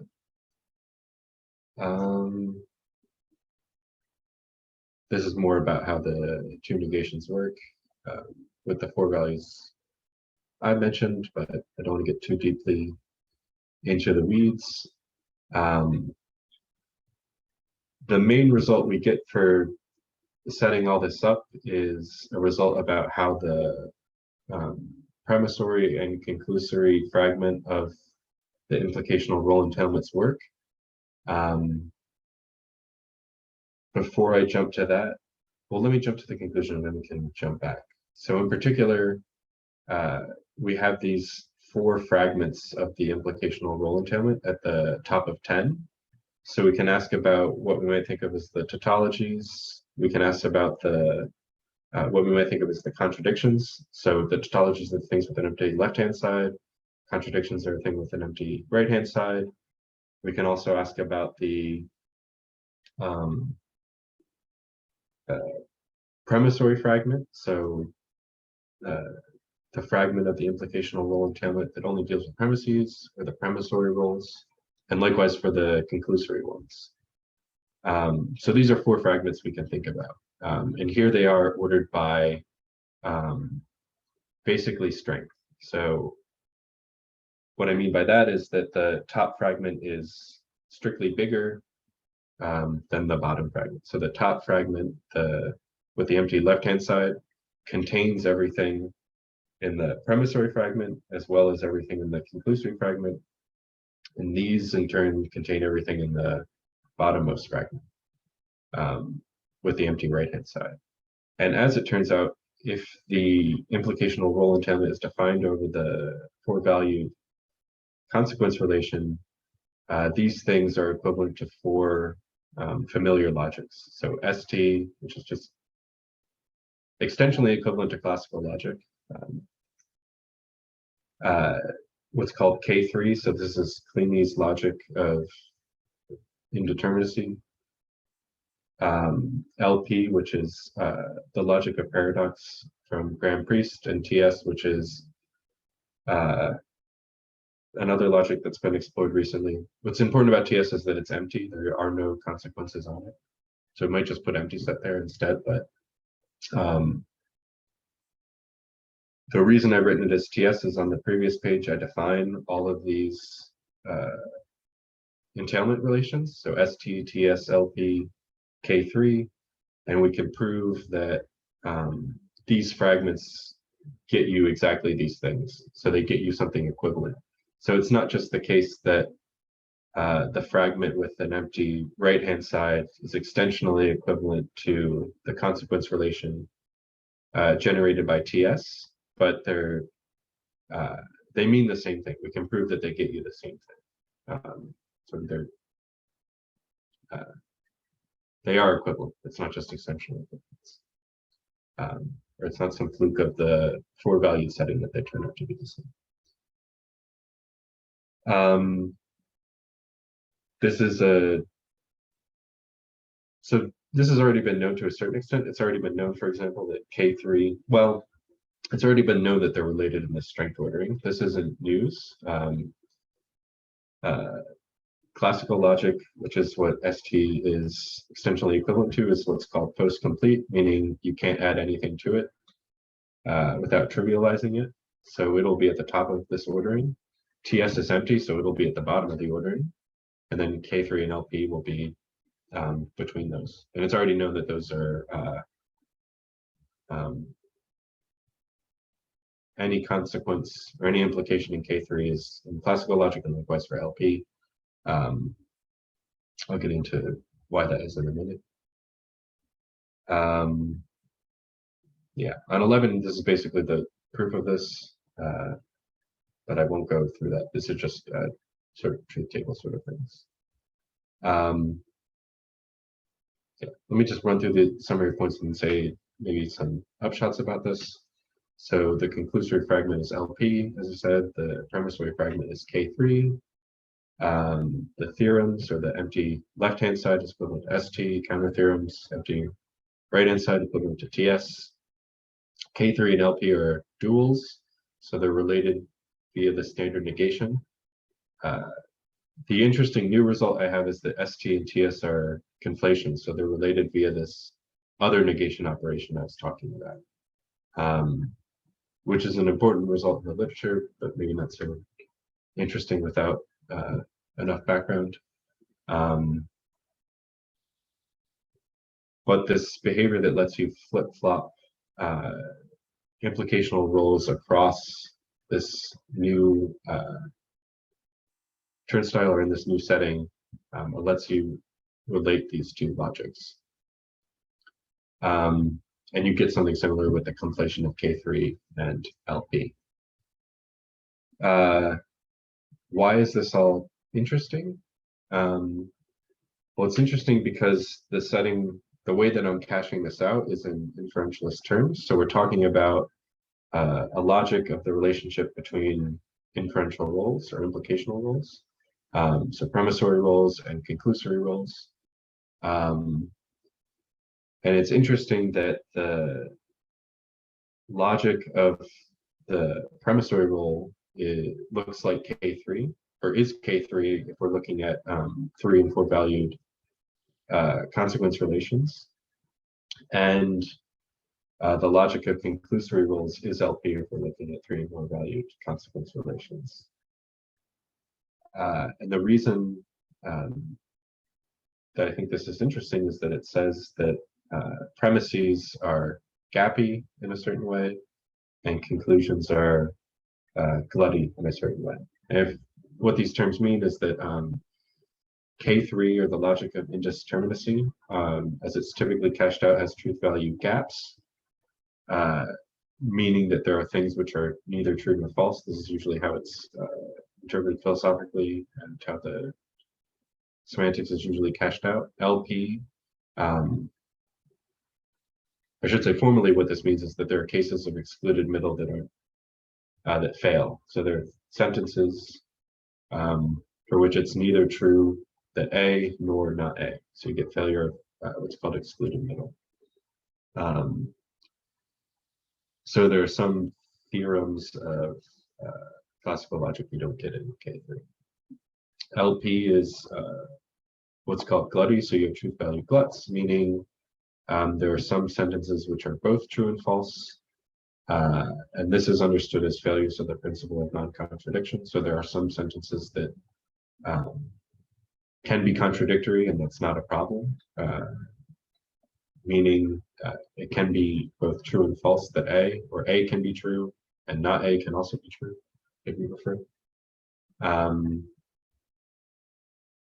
And it's interesting that we discover that the logic of premises is gappy and the logic of conclusions is glutty.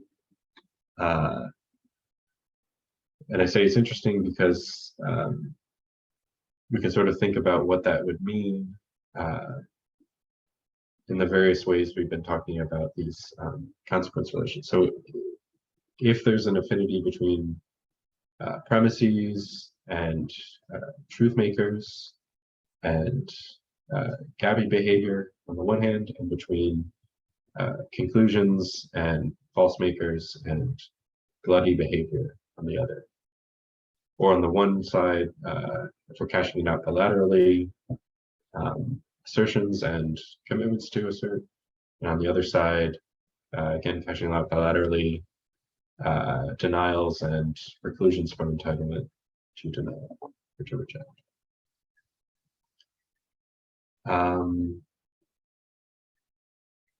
Yeah, so what this suggests is that there are affinities between all these things. I don't know that, I mean, we were talking about this, or Bob and Ulf and I were talking about this earlier. Why is it that premises are gappy, conclusions are glutty? I don't know that we have a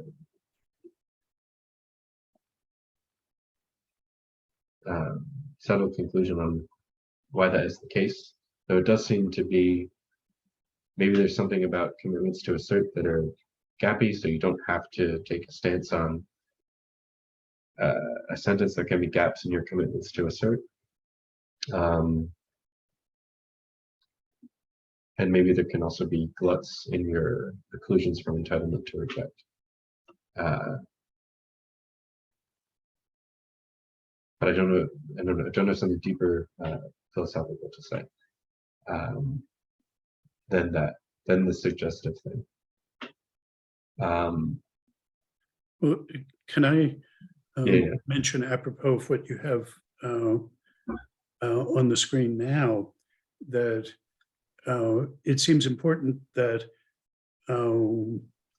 the picture at the top of the screen in the language of conclusory and premissory roles is vastly more general than the picture at the bottom of the screen of the logics. Can you get all of that on the screen at once? I mean, the way you've put it a couple of times now is that if we restrict ourselves to the consequence relations that we can define in 3 or 4 valued logics, then we get the logics in the triangle at the bottom. And these are the ones that have been exhaustively studied, or anyway intensively studied in recent years, because gaps and gluts are basically ways of dealing with paradoxical sentences. You say the liar is both true and false, or the liar is neither true nor false, but you want a logic that lets you handle everything else okay, but allows some sentences, medically paradoxical sentences, to be gaps or gluts.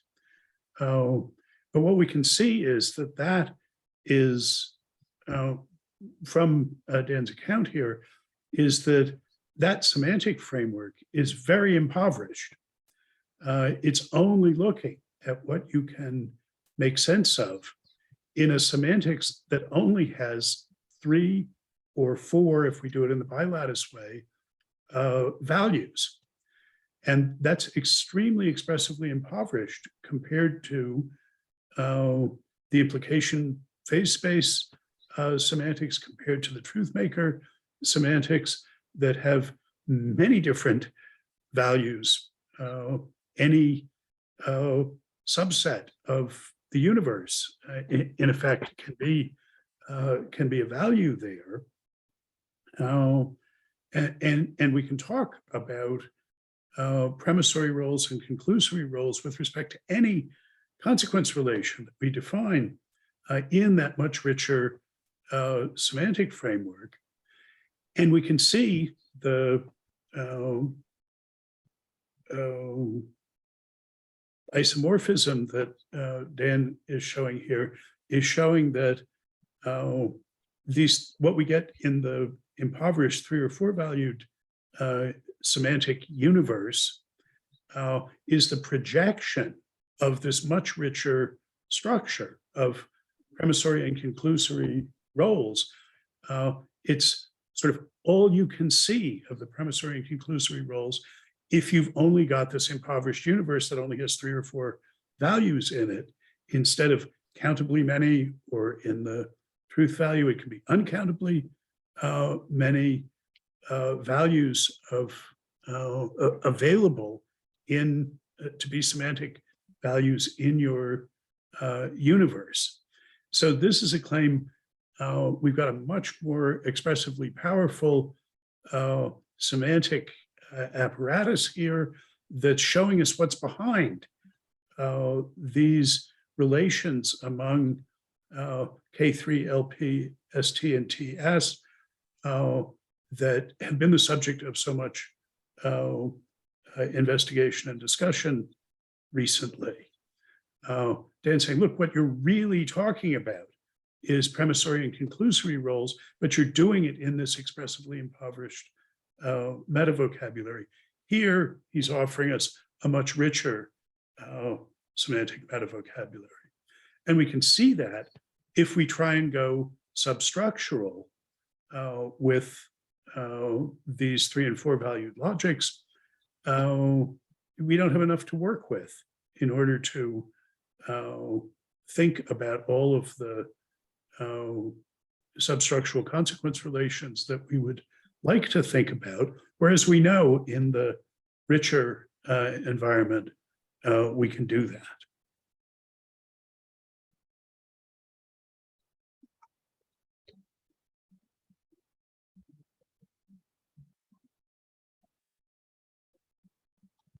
Yes. I think what it was. I guess just to, maybe to reiterate that point, this idea of the implicational role entailment, so the logic of the relationship between premissory and conclusory roles, sort of this is understood in a very, I'm understanding this in a very abstract way. It can be applied to any consequence relation. What's nice is that it has a very straightforward definition on the semantic picture that I talked about in the first half today. But we can also apply it to other semantic pictures, so the 3 and 4 valued in there.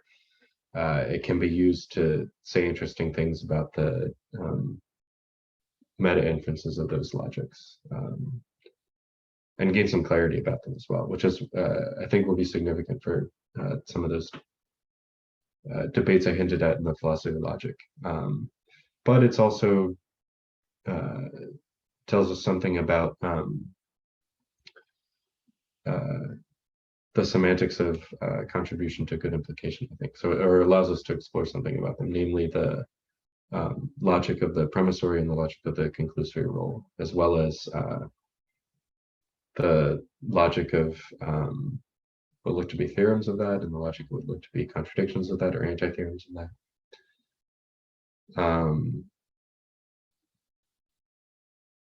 Yeah, so it tells us something about the relationship between the semantic contents of the things we're interpreting.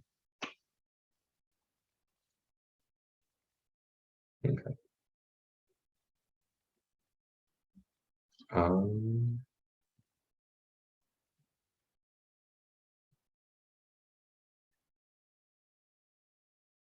I think that's all I wanted to say in outline about that.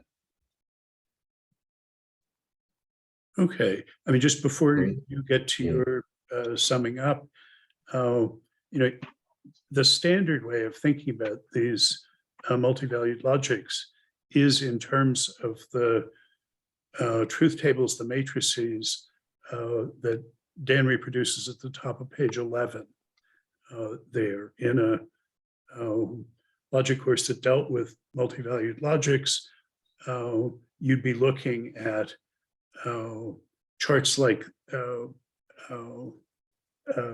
this, showing you how the different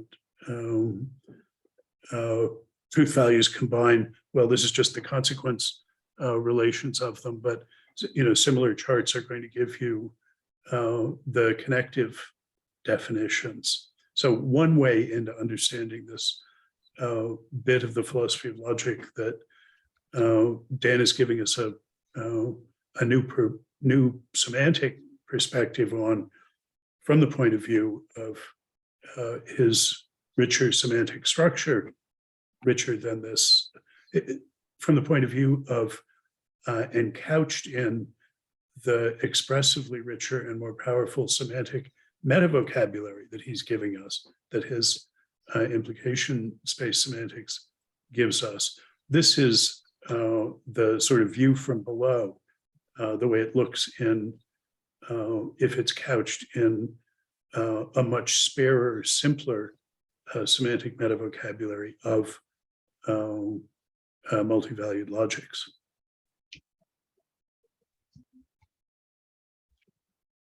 Yes.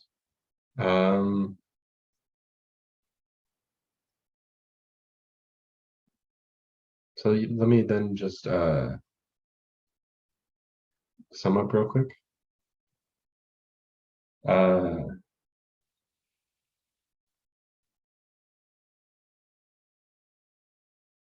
I suppose, so the main goal for today was to get a semantics of contribution to good implication on the table. And as Bob was saying at the beginning, to get a semantics, or when you produce a semantics, there are really 3 things involved. So there's the universe, or the basic constituents of the semantic picture. There's the semantic clauses, and then at the other end, there's defining an entailment relation on top of that. Semantic inferentialism seems to give us 3 constraints we want to place on that, which I mentioned, so that the basic constituent should be implications, that the semantics of sentences involve 2 parts, so a premissory and a conclusory role, and then finally a bit about extensionality at the level of contribution to good implication. So if 2 things make the same contribution as both premise and conclusion, then they ought to be equivalent. And then the semantic picture that I introduced today, of contribution to good implication does all those things, and we also were able to define sort of a logic on top of that of implicational role. So how the roles of how the premissory and conclusory roles of sentences might relate to each other in the logic that results from that. The upshot of that was twofold. So one is just very easy to define on the semantic picture I introduced. It's inferentialist in flavor, but also we can use it to do some work in these debates in the philosophy of logic, particularly when it's applied to 3 and 4 valued logics. It's able to say something about the relationship between these logics and about, and it puts forward, I think, a compelling picture of how we ought to understand meta inferences. It's compelling because it makes sense, I think, intuitively on the semantic picture I was advancing, but also because we gain some insights.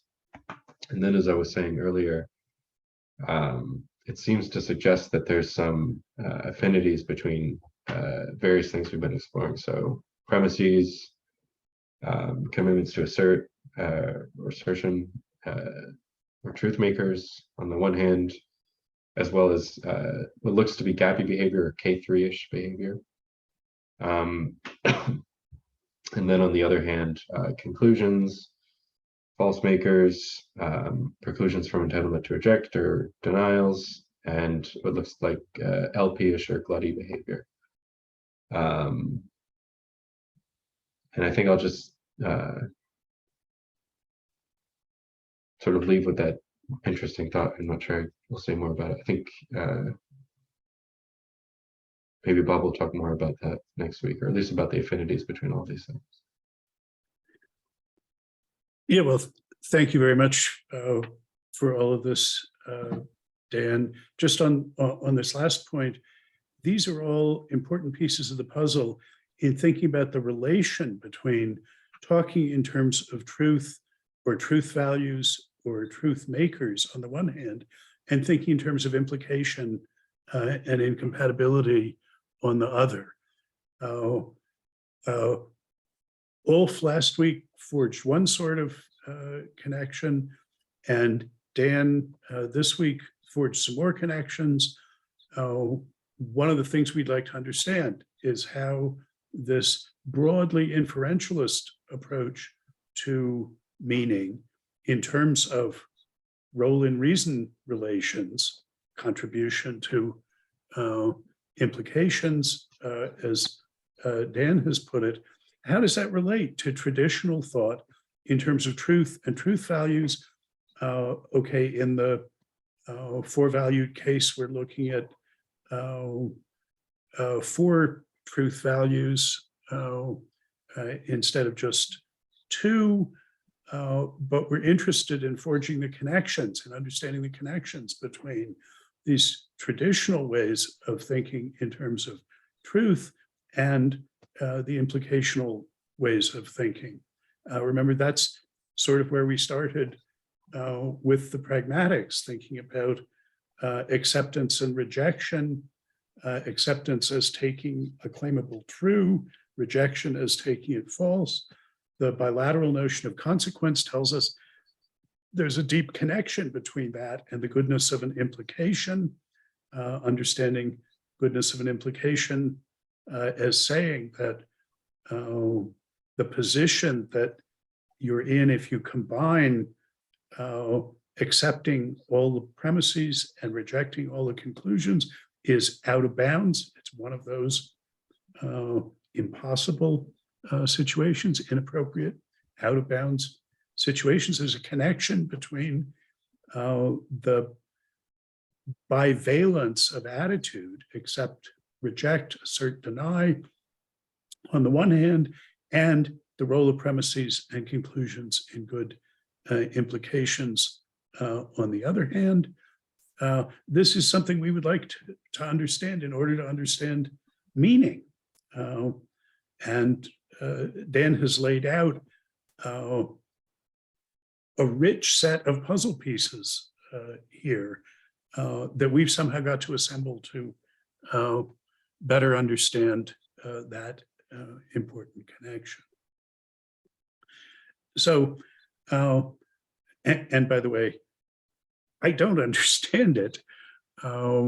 We don't understand it. We're assembling the puzzle pieces that we're working with and rearranging.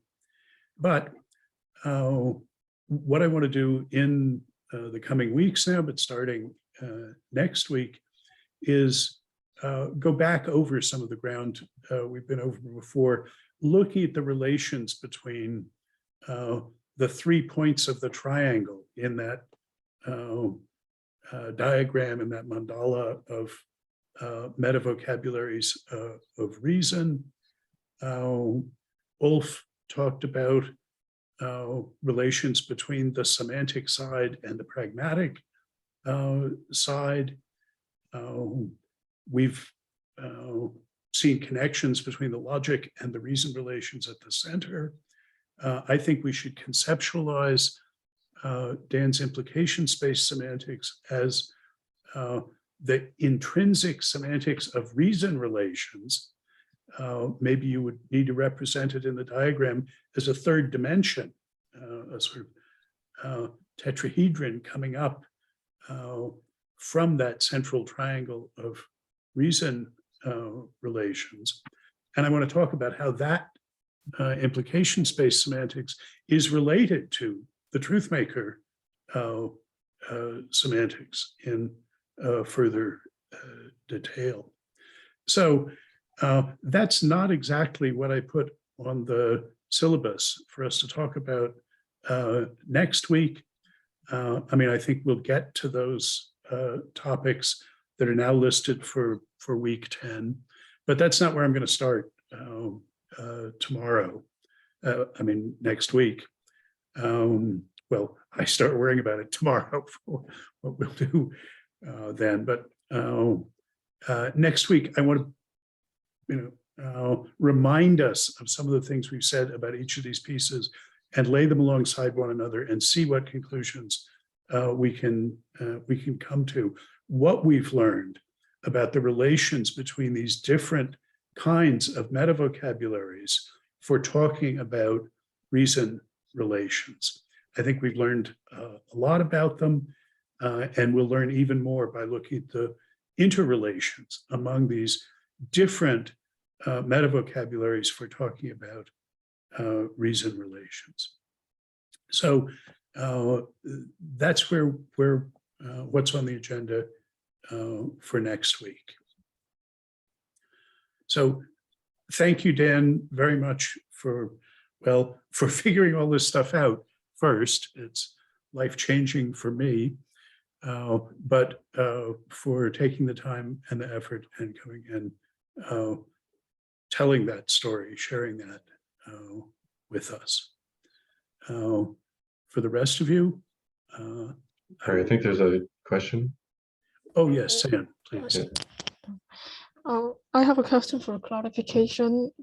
I think I missed this point, but can you explain what exactly is the external consequence relation and how it is related to the internal consequence relation? Yeah. I guess as I'm using that, so we just start with some consequence relation. In the semantic picture I was developing, that'll just be the one you get on the other end. So the entailment relation, but you might also think it's the good implications. And the external consequence relation, as I was calling it, is this consequence relation that you can build on top of it by looking at the meta inferences, or by looking at the relationship between implicational roles. There is in the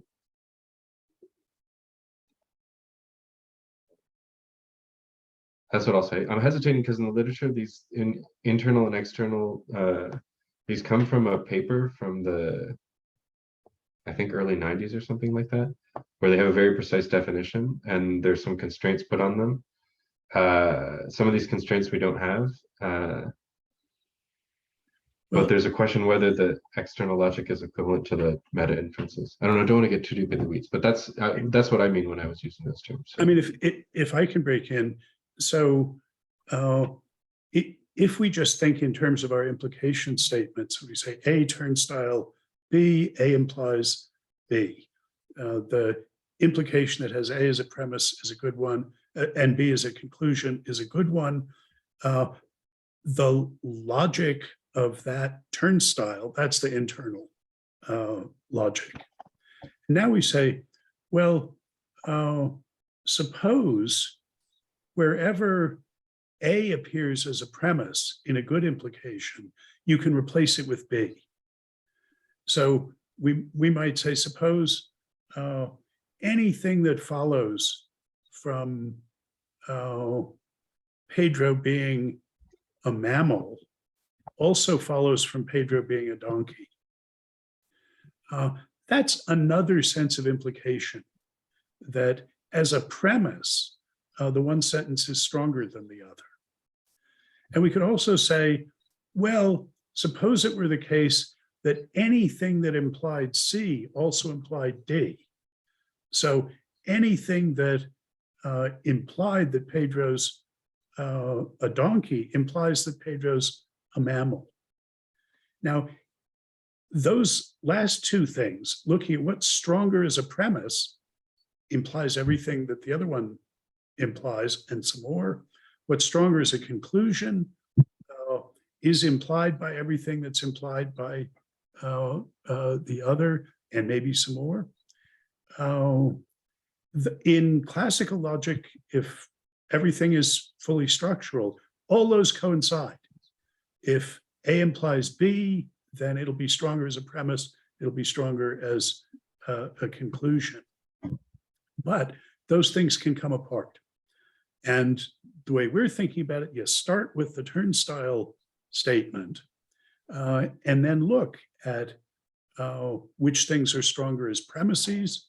If you can always replace B with A as a premise, and never turn a good implication into a bad one, then that's a sense in which A implies B. It's not the same as the turnstile in general, and similarly for being stronger as a conclusion.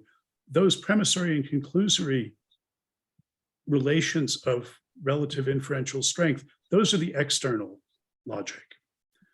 I mean, it doesn't, from our point of view, calling it logics isn't quite right. It's the consequence relations that they stand in, and logical ones are only a sort of special case of that.